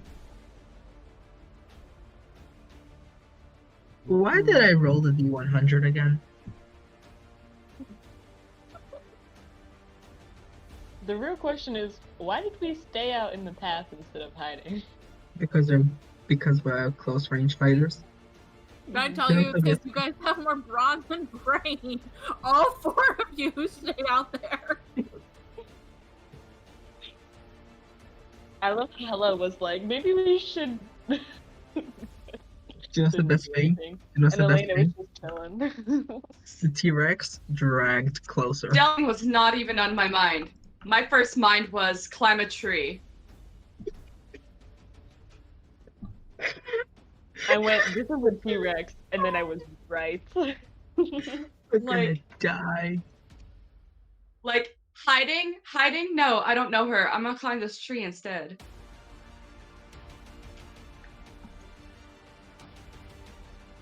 We're gonna die here. Right. So Nim is up in a tree. Dune is over here in the bushes.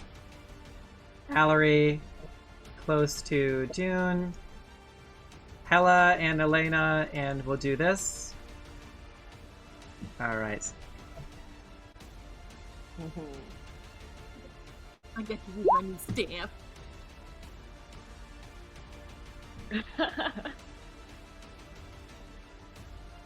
King of Feathers. What a badass. Look at this pretty boy. So pretty. Now you wish your dagger affected dinosaurs, huh? Man, He's got a all horn. the spiders to come and help us fight this boy. All I right. could bring it up And to the air. as you release your Eldritch Blast, what was the attack roll? 18 to hit. Okay, yeah, 18 will hit. But We as can.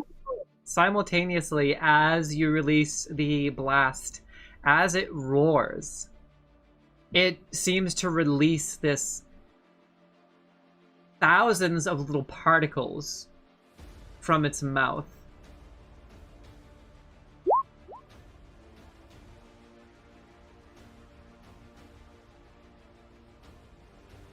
And it uses its swarm of its summon swarm ability as it roars. As part of McHeckin, its, what, friend? What? It's what, friend? and it spits out this massive swarm of wasps. That's terrifying. I am not into it. After 1 minute. That's 11 actually my force. nightmare. That's 11 force damage, by the way. All right, I am as you I don't think let I a had a powerful enough EpiPen. as you let your Eldritch Blast let it go, and it just kind of deflects off the side of this thing's head. It just kind of almost fizzles out, and he just Wait, was it immune to it? no. Oh, But It- you said 11 damage, right? so still. yeah, but 11 it force. won't see you. It's a beefy boy. I'm like, All right. And I need all of you to roll initiative, please. Okay, collective vote. We love you so much, Gabby. You are no longer allowed to roll for the weather. Yeah. Oh, I can't click on my token. Let's see. I'm feeling Valve Empty wouldn't work. Oh, that's because I had it on the wrong thing. Never Okay. mind. I'm a fool. All right. Oh my god, Nim, we have the same initiative. I hate Roll20 rolling. Roll20 fucks me up every single time.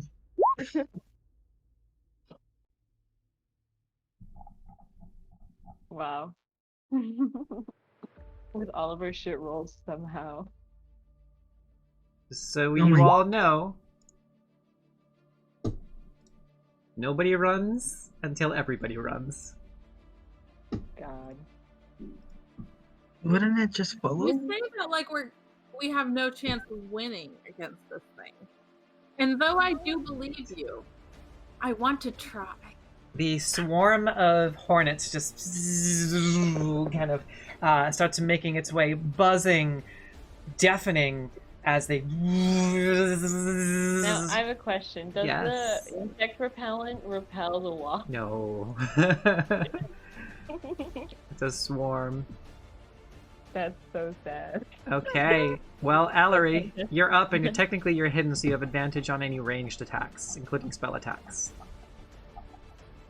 I have 30 seconds. I have to look at something real quick. As it just kind of you get reassesses rid of and roars and kind of is just smelling in the air like.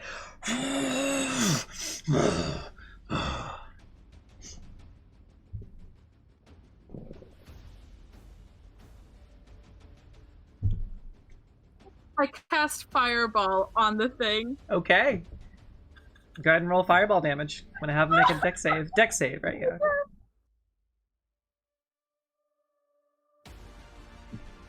Are you casting fireball on this thing? I'm sure as hell am casting Fireball on this thing. I think, hold on, give me 1 second. I bet I could also get the Swarm in the Fireball range.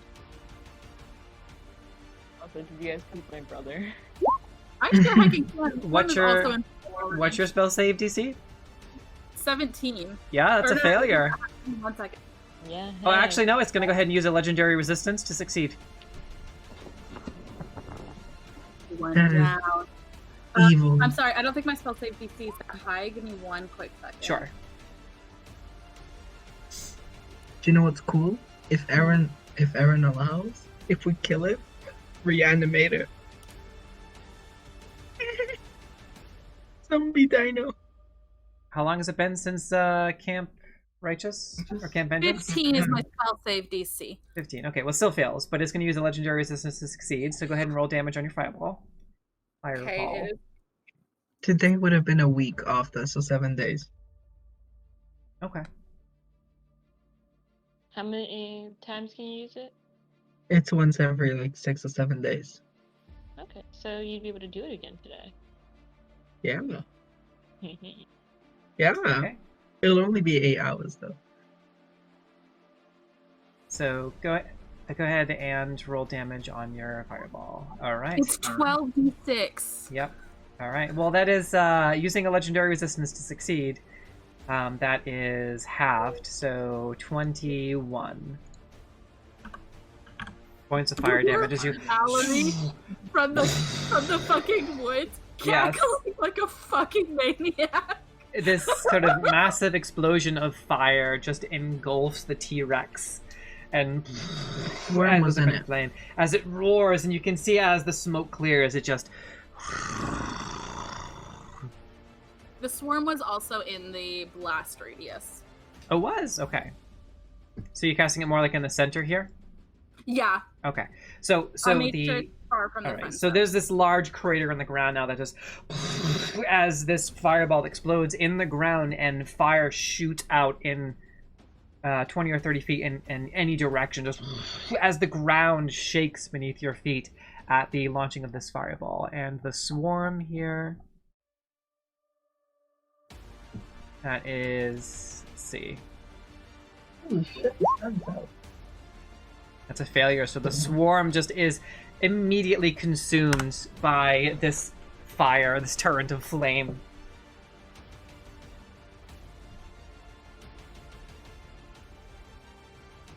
Okay. Does it die? The swarm does, yes. Yes. You're telling me the T-Rex didn't die? God damn it. Allery.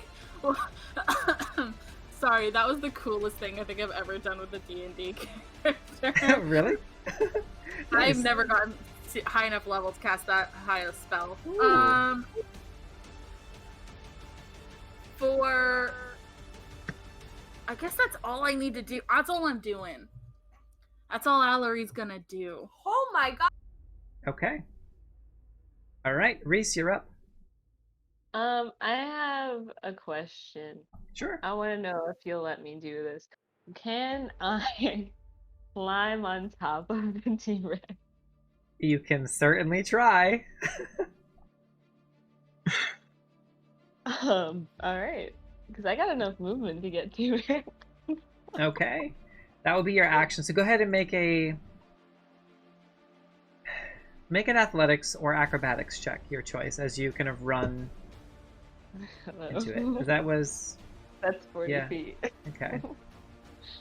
So I need Alright. athletics. Athletics or acrobatics. And I'm gonna have it contested with its dexterity. My athletics is way better. So. Okay. Oh my god! Yes! I got a natural 20. All right. Let's just see if it rolls a natural 20. That's a 26 total. But Okay. Yeah. No. Yeah. So you're very easily able to crawl on top of this thing. Let me just. I'm gonna move it. Give me a second. There we go. All right. Yeah. So you're on top of that was your primary action to kind of as Reese, you watch as Reese just kind of runs up and starts grabbing onto the feathers on this giant beast's legs and just kind of clambering up to the top, and as it kind of stomps and tries to shake her off, she's able to just climb right on its back and put a hand on her glaive. You still have a bonus action, but that was your action and your movement. I don't have any bonus attacks. I don't think. So Okay. I think I'm done. All right, Nin, you're up.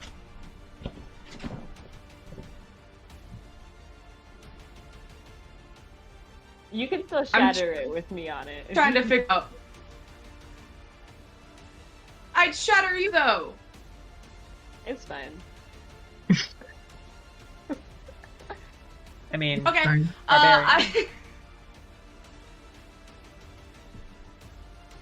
Yeah. I'll I give you cast permission, Shatter. Nim. Okay, I'll cast Shatter. okay.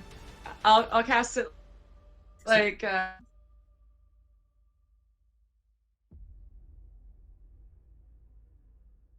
And what's the, it's a square, right?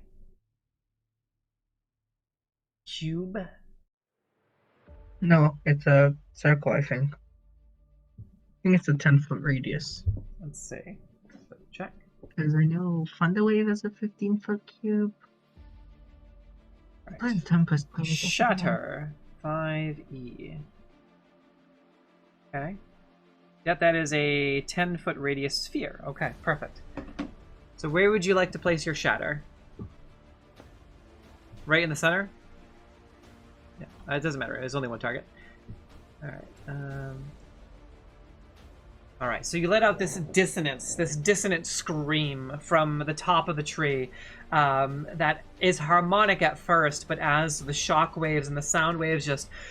Oh, and as you kind of scream over towards this massive beast, it turns into a shriek, and the rest of you kind of have to cover your ears, and it just kind of continues to escalate and get louder and louder and louder, and you see this T-Rex just and try to sort of avoid whatever this is. Yes. That is a con save.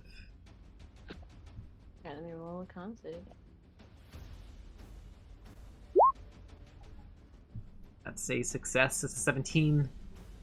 So go ahead and so roll 16. your 3d8.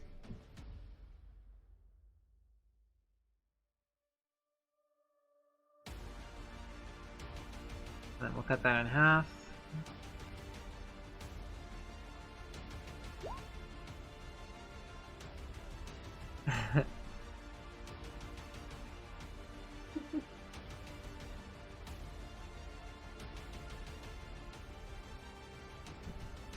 So...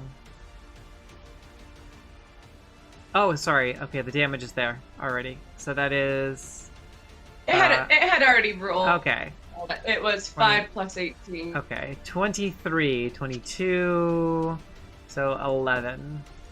So 11 points of thunder damage.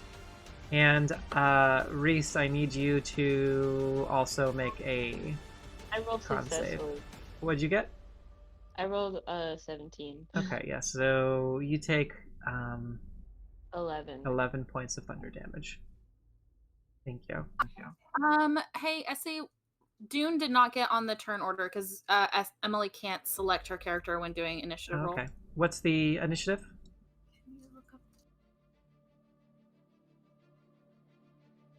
11.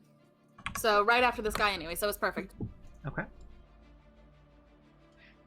Nim just, like, in my mind, the shatter was, ah! Nice. Love it. Immigrant by fucking Led Zepp. Okay.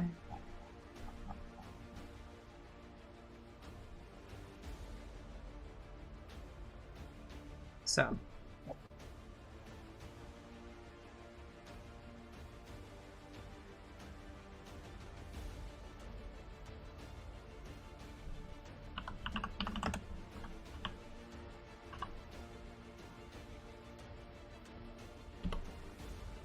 Okay.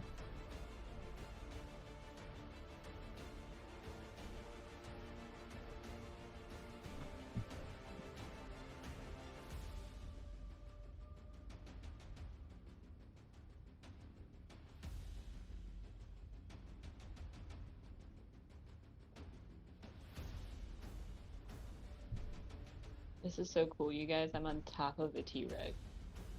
Oh, That it's is really powered. unfortunate for you. Its with all of the speed AoE is 50, so it's going to run with with Reese on top of it. And go ahead and make a, as it is now charging, and it's fast, go ahead and make a dexterity saving throw. Dios mío. 18. From, oh no, from Reese. Reese, go ahead and make a dexterity saving throw. Okay, so I have a question. I have this ability called Danger Sense. Okay. Where I have advantage of dexterity saving throws. Yeah, you can roll an Back- advantage. Yeah, you can roll an advantage. Right now it's just kind of hauling ass to get in close to the main group here. 19. Yeah, you're good. So you're able to like maintain a holding. You kind of grab this thing by the tuft of feathers in the back of its neck as it's approaching closer and closer. And as it does, Trey being at the front of the line. I'm gonna die out. It does roar again, and as it does, another swarm of insects just kind of bursts forth from its jaws. Another swarm of hornets and wasps.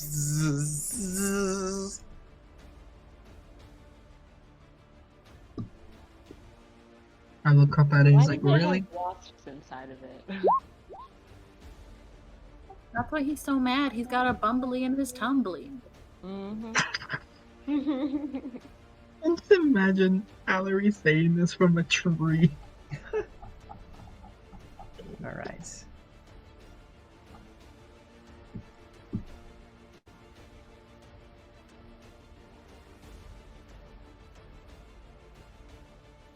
All right, it's going to just stop right in front of Trey and just kind of lunge forward and try to close its jaws around you. That's a 22 to hit. Yeah. All right, you take 35 points of piercing damage, and you are grappled.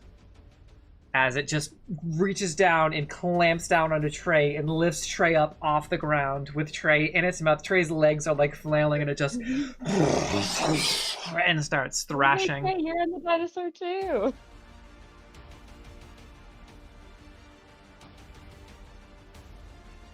Get me your face. And then it's going to swing its tail around at Elena, which does hit. And Elena takes 22 bludgeoning damage. He just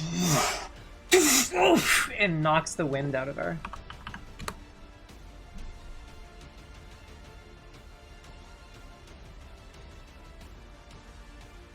So Trey, again, that was 35 piercing damage, and you are grappled. I'm on 14. I help? I help very good. Don't cast another fireball. No. I also found out I have something called Lightning Right. Bolt, which is like Fireball, but directional in 100 feet. June, you are up.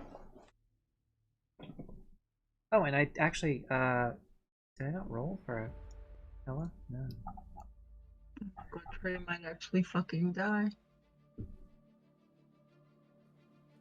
I want to sneak attack,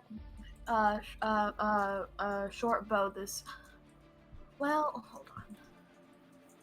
What can I do with my special dagger? So if you click on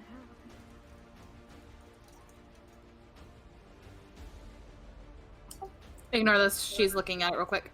So Okay. you can activate something. You. In the meantime, I'm going to take the turns for Hella, and because they didn't go, so. All good. Okay. No momentum. Alright, 17 will definitely hit. Gonna have it make a strength save. This would be crazy. This actually knocks it off balance.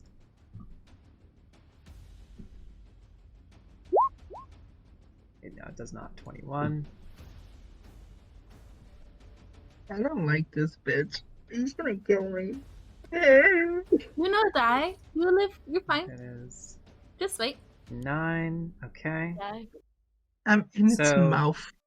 Hela just kind of moves to match it and deploys the front blades on the combat chair and slams into the front of this thing as she deploys the blades in front and just slams into its leg as it kind of takes a quick double step backwards for 9 bludgeoning. And at the same time, while Dune is looking at that, Elena was a little bit higher on the turn order, and did have a long rest, so gotta restore her spell slots. So 3 Poor and Elena was 2. supposed to go first. Mallory was like, fireball, fireball. Alright. She's going to... Oh, cool.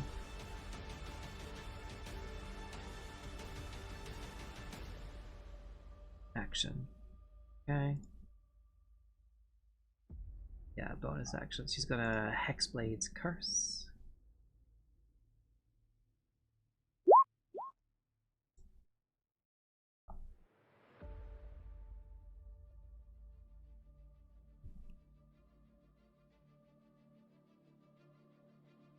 Okay. Hexblade's Curse. We're probably not even like a quarter away itself. How do you know that? I've guessed the map. This guy is huge. We could eat it. We could eat it. You could eat it. I still have Allosaurus jerky. Oh, we could have so much jerky. We could purify the food. Oh, this is all sounding like a good idea.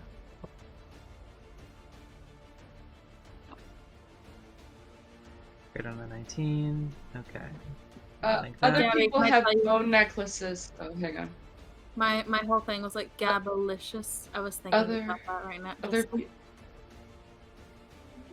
You know the song Fergalicious? She is gonna deploy the flame tongue. Other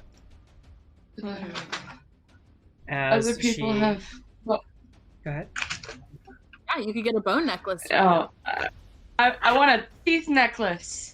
Ooh. I want its teethies. We have to kill it now. We all want bones. Alright, Yeah. so it is hexed. As Elena deploys the sword, it begins to glow with fire, swipes up, and at the same time, using swiping with her blade, as she swipes with the blade, she's going to hold out her hand, her left hand, and there are these tendrils of shadow that are going to just shoot out from her fingertips and surround the neck of this giant dinosaur.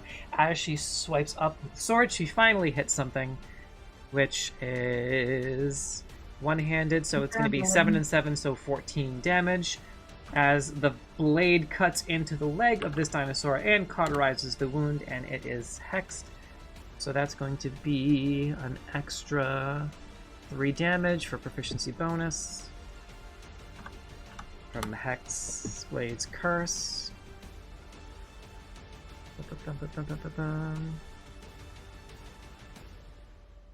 Rolls, and that would be a 25 and an extra 3 damage. Nice. Okay, and now we'll go back to Dune. I just want to make sure that I took Elena's and Hela's turns, because I forgot to put them on the turn order. So yeah, Hela rams into its legs, and Elena swipes up with the flame tongue and also casts Hexblade's Curse at the T-Rex. Yeah. Wow, Dude, natural what the 20. fuck? I would like to shoot its eyeballs. Sure. Okay. Go ahead and roll damage on that as you, and you do get sneak attack damage as well, as you're completely hidden. So an arrow, as this thing kind of chokes a little bit and looks down with the hex, and then looks down at Elena as Hela rams into it. Elena swipes up, and then an arrow launches from the foliage and sticks into its eye. So 8, and the 6 was for sneak, so nice. Actually, 8 plus 6 is the Yeah. damage.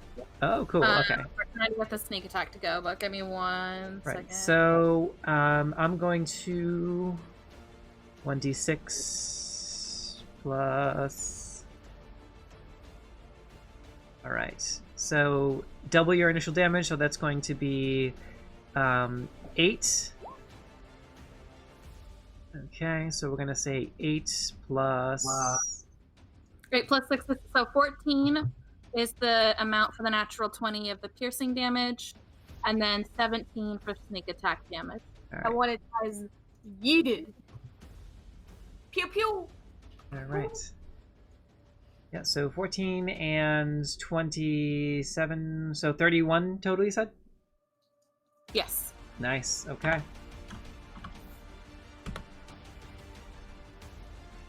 So it goes right into its eye, and it lets out this roar and shriek as it does, and it starts to bleed out of its eye, and a perfect shot into its eye, and it may have a penalty on its next attack.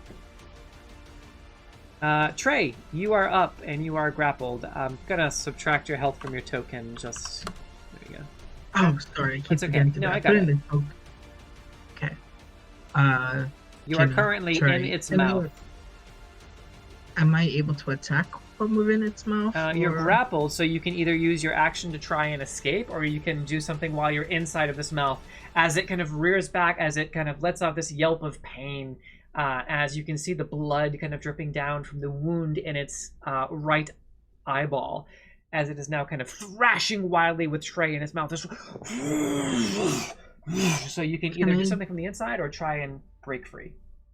I want to try and like get the longsword and like put my like palm on the hilt and try to stab it into like its brain from within its mouth.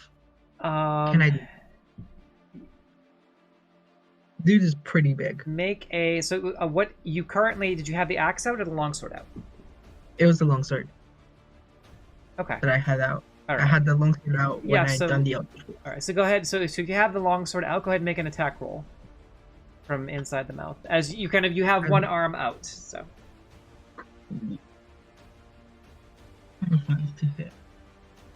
what is it? 25? Yeah. Yeah, that hits. Okay. So did you already write down all the stats for that weapon? Do you know what they are? Do you know how to use it? I know it's a +3 and it does extra radiant on fiends and undead. Yes. And I sent it advantage to on you. saving throws Yeah. Okay. and stuff. I will send it to you as well. That's your bonus. Okay, so it's not a fiend, you're an undead. So yeah, okay. So go ahead and roll damage for Is your the +3. It's a +3 on the damage as well, right? Yes. Attack rolls, attack and damage rolls. Okay. I just I'm sent it also to you. divine smite. Okay. I also want to divine smite it from the Yes. inside. All right, and don't forget it's one-handed, so it's one-handed longsword damage. So it's a D8, not a D10. D8 is 4 + 4, which is strength, so 8 + 3. All right. 8, 9, 8 10, 11. 3. All right, so 11. that's 11. As you kind of take the sword, and as you're you're looking down its gullet, you have one free hand, and you just start stabbing wildly. And as you connect with into its upper jaw, just shove the sword in there. Go ahead and roll your divine smite damage. 6 and 8, so 14 on radiant. Okay. As you do, and another kind of smoke starts to escape as you hear a small crack of thunder as you stab into its upper jaw. As this kind of that smoke and those sort of ethereal screaming skulls start to surround the upper jaw of this kind of screaming by you as you're kind of being grappled by this dinosaur. Anything else on your turn? That's all. Okay.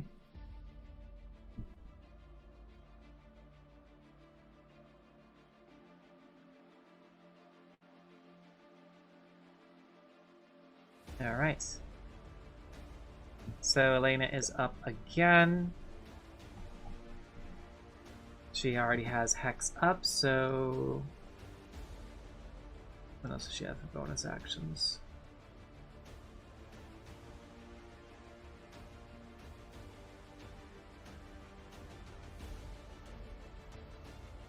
Branding Smite. Yeah, so she's going to go ahead and trigger a Branding Smite on it.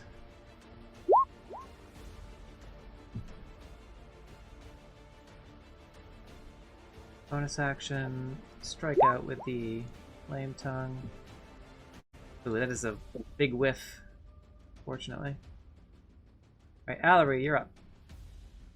As the flaming blade starts to glow even more intently, and these like rings of fire start to sort of swirl around her blade. Even though when she swings, she does unfortunately miss. 7, 8, 9, 10, even with +3 with Hex. Yeah, that's not enough to hit it. So go ahead, Allery. I cast Enlarge on Trey. Ooh, oh shit. Are you gonna rip its mouth open? Yeah. Alright. Trey becomes a large creature and 8 times heavier than original. So as Trey starts to just the armor kind of melts and cracks a little bit, and as you do, the T-Rex just struggles to bite down, and you pop out of its mouth and slam down onto the ground with a thud. Nice. Okay. Give yourself DM inspiration for that, Allery. That was nice. Well done. And large, maybe. I want to see what it does to me. Anything else on your turn? Allery is cackling wildly in the background, but that's it. Okay. Swarm of Insects is going to go ahead and start trying to sting Elena. That's a 7, and Elena is like this swarm of wasps just surrounding Hela and Trey and Elena. And Elena just kind of holds up the flame tongue and is using the flame tongue to like kind of wave the insects away. All right, Hela.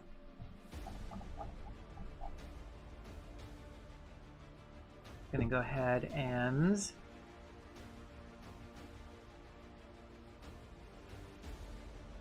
just gonna take a swing at it with her Morning Star. Unfortunately, it doesn't do much.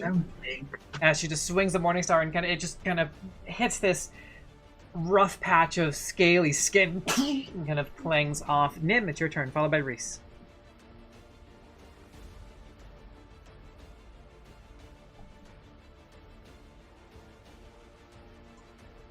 What you doing? Reese went before I did last time, though. I can go first again. Okay, sure. Go Reese ahead. went before I did last time. Okay. Yeah, I think it put you ahead of Reese when I reset the turn order. So Reese, go ahead. I'm going to stab. Reese, followed by Nim. I'm gonna stab this T-Rex in the eyeball. Okay. Twice. So. All right, go ahead and make an attack roll. 22 to hit. Okay, what's your... Okay, so it's not a natural 20, so you're not going to be able to hit its eye. It's kind of flailing around, you're kind of struggling to hold on, and you kind of try and shove it into its eye, and shove the halberd kind of at an angle right at the top of its eye. That does hit, so go ahead and roll damage on that, as you shove the crocodile glaive into it. Let's see. That's gonna be 11 damage and then 4 bleed, so 15 total. Okay. And then the second attack. Alright, give me a natural 20. I want to roll. I want to hit the eye. Okay.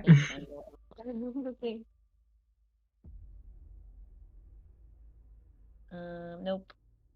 I'm very salty. Actually, I got a 19, but that's plus an amount. Okay. So that you said that was your second attack, right? Yeah, my second attack. All right, and okay, that hits. Obviously, go ahead and roll damage. Okay. That's gonna be 13 and 14 total.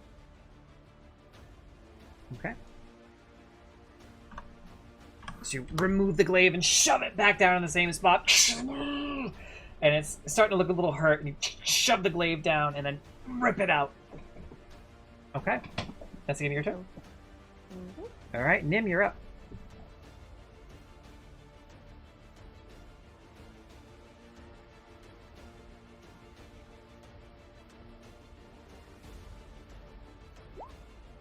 Nice. I don't want to move from my tree, and I don't want to mess with anyone. I'm gonna cast Vicious Mockery. Love it. At the What do you T-Rex. say to the T-Rex? Man, you need to moisturize. Come on. Well, it failed, so it kind of looks over in your direction. And kind of, as I eat my hair, kind of recoils at your statement. And takes 6 psychic damage. My scales are shiny and perfect. Yeah, he was very offended by that. Okay, Vicious Mockery. Sounds good to me. Anything else? And he also has disadvantage on his next attack roll. Nice. Or next attack roll. Wait, what? Yeah, it has disadvantage on the next attack roll it makes before the end of its next turn. Okay. That's all I do. All right. Just on its turn, subconscious you start to and see. then continuity. Got it. On his turn, you start to see this roiling black shadow just start to rise from the ground as he just kind of looks at all of you and just this shadow sort of poofs, and as this shadow kind of he reappears 30 feet from you. Am I still on it? Make a... Ooh, actually, no. You are not. You fall 10 feet to the... about 15 feet to the ground. You take 1 point of bludgeoning damage. As you kind of fall down to the ground. You are prone. It does have Misty Step. You ever make a T-Rex run from a fight? Yeah, that's pretty cool. And then it's going to dash... I'm kind of offended. I know. 100 feet away and off the map as it is hauling ass. It is now 100 and it's 100. It's 100 and actually it might be further away from. It is 155 feet away from Allery. 150 feet away from Dune. 130 feet away from Reese, and 135 feet away from Gabby. Are we As still in initiative? Is there anyone that wants to try and hit it as it's just... I want to get within 120 Yes. feet. You know what? It's still in Ninja.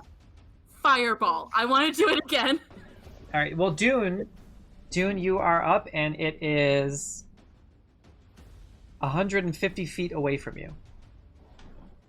I'm gonna shoot at it. I can't. You don't think you can shoot? You would. So, click on your thingy. Click on the short gun. Oh, I can look that up too. Short bow range. I think it might be 120. Yeah. Oh no, it's 320. You can still hit it. You just have disadvantage. Yes, which it still hits because you rolled the 23. So go ahead and roll damage on that. No sneak attack though.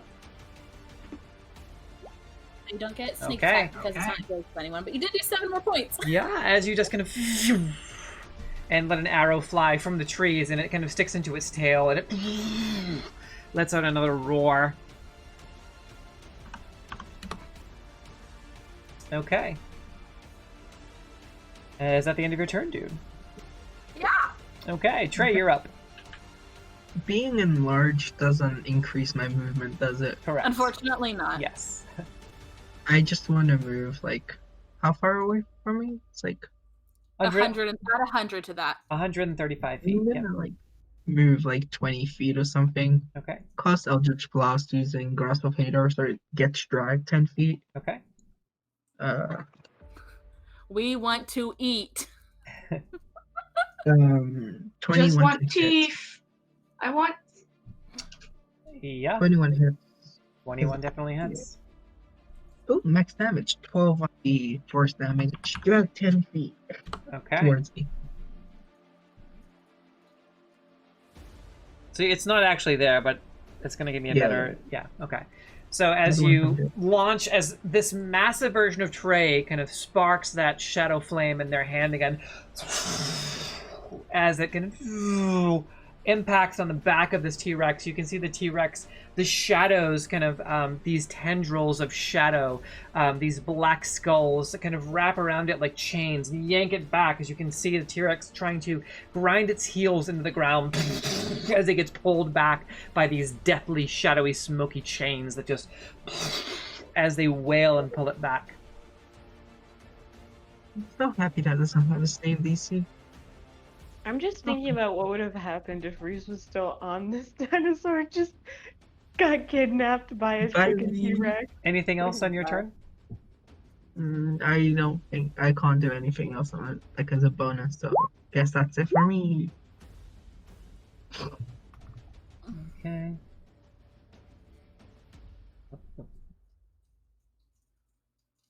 God bless Grasper Peter.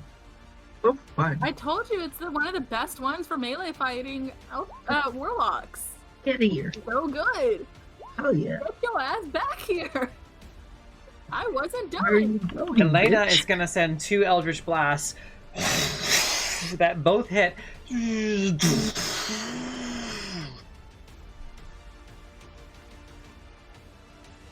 Oh, 120. Actually, hold on. Let's see. Yeah, so she is going to move.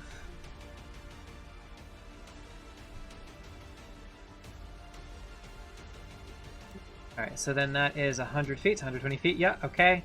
So, Allery, you're up. Hold on. You're all So taking excited. pot shots at it. I'm gonna cast another fireball at it. We'll see if it has Okay. any more legendary resistances. Alright. This 15 save. Yeah, yes, it does have another legendary resistance, though, so roll damage.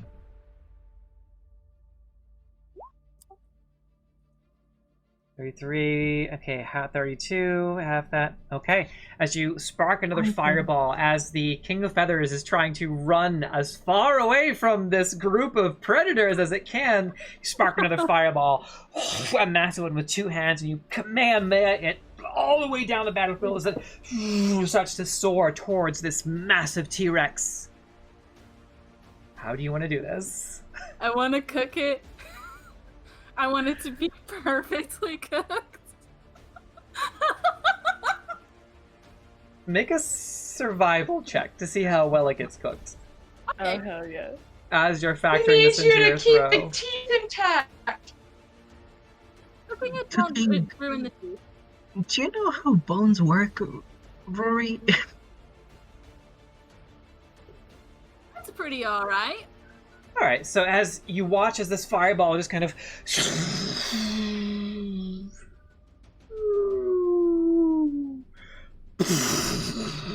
and impacts 100 feet away from you, 130 feet away from you, and there's this massive explosion that rocks the far side of the jungle, and just the ground shakes ever so slightly from that distance, and you see the T-Rex just take 2 more steps, and then kind of slowly, it's just burning. It lets out like this whimper, this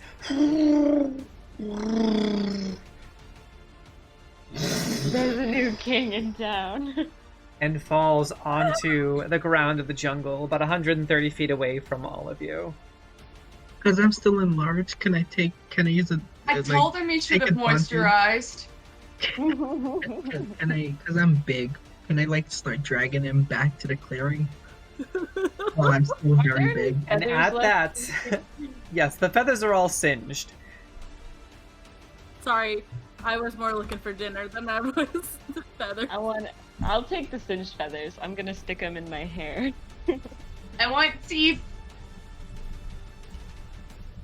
I want to drag that fucking dinosaur back. Just like, Guys, I've never been so excited in As my you life. as you You're gaze nervy. over at the corpse of the King of the Jungle, the King of Feathers that you have dispatched, you, the apex predators of the Zentarum, slowly make your way over the corpse of this massive beast. That's where we're going to end the session tonight. I'm so excited. And I want to congratulate all of you on not only reaching level 6, but also getting halfway to level 7, because this was an epic legendary encounter. Yay!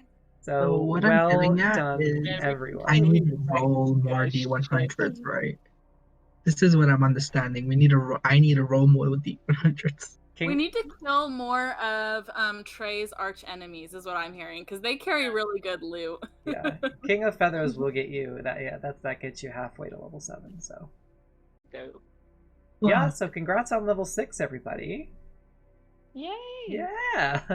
We're almost to level 7. Yeah, a little bit of a slow night towards the end on stream, but thank you everyone so much for hanging out with us. We really appreciate all of you so very much, and we will see you all back. I don't think anyone has any more vacations, so we'll see you back here in 2 weeks, I think. Okay, I'm not hearing anything, so yeah, congrats on level 6 to the Crystal Coven Chimeras, and thank you everyone for hanging out with us tonight. As usual, yeah, we start every other Saturday, usually between 8 and 9 p.m. Eastern Standard Time. We usually play for about 3 or 4 hours, so thank you so much everyone for hanging out with the Crystal Coven Chimeras on our channel. We love you so much, and we will see you all in 2 Saturdays. Until then, be gay, commit cosmic war crimes. Peace out, witches. Bye.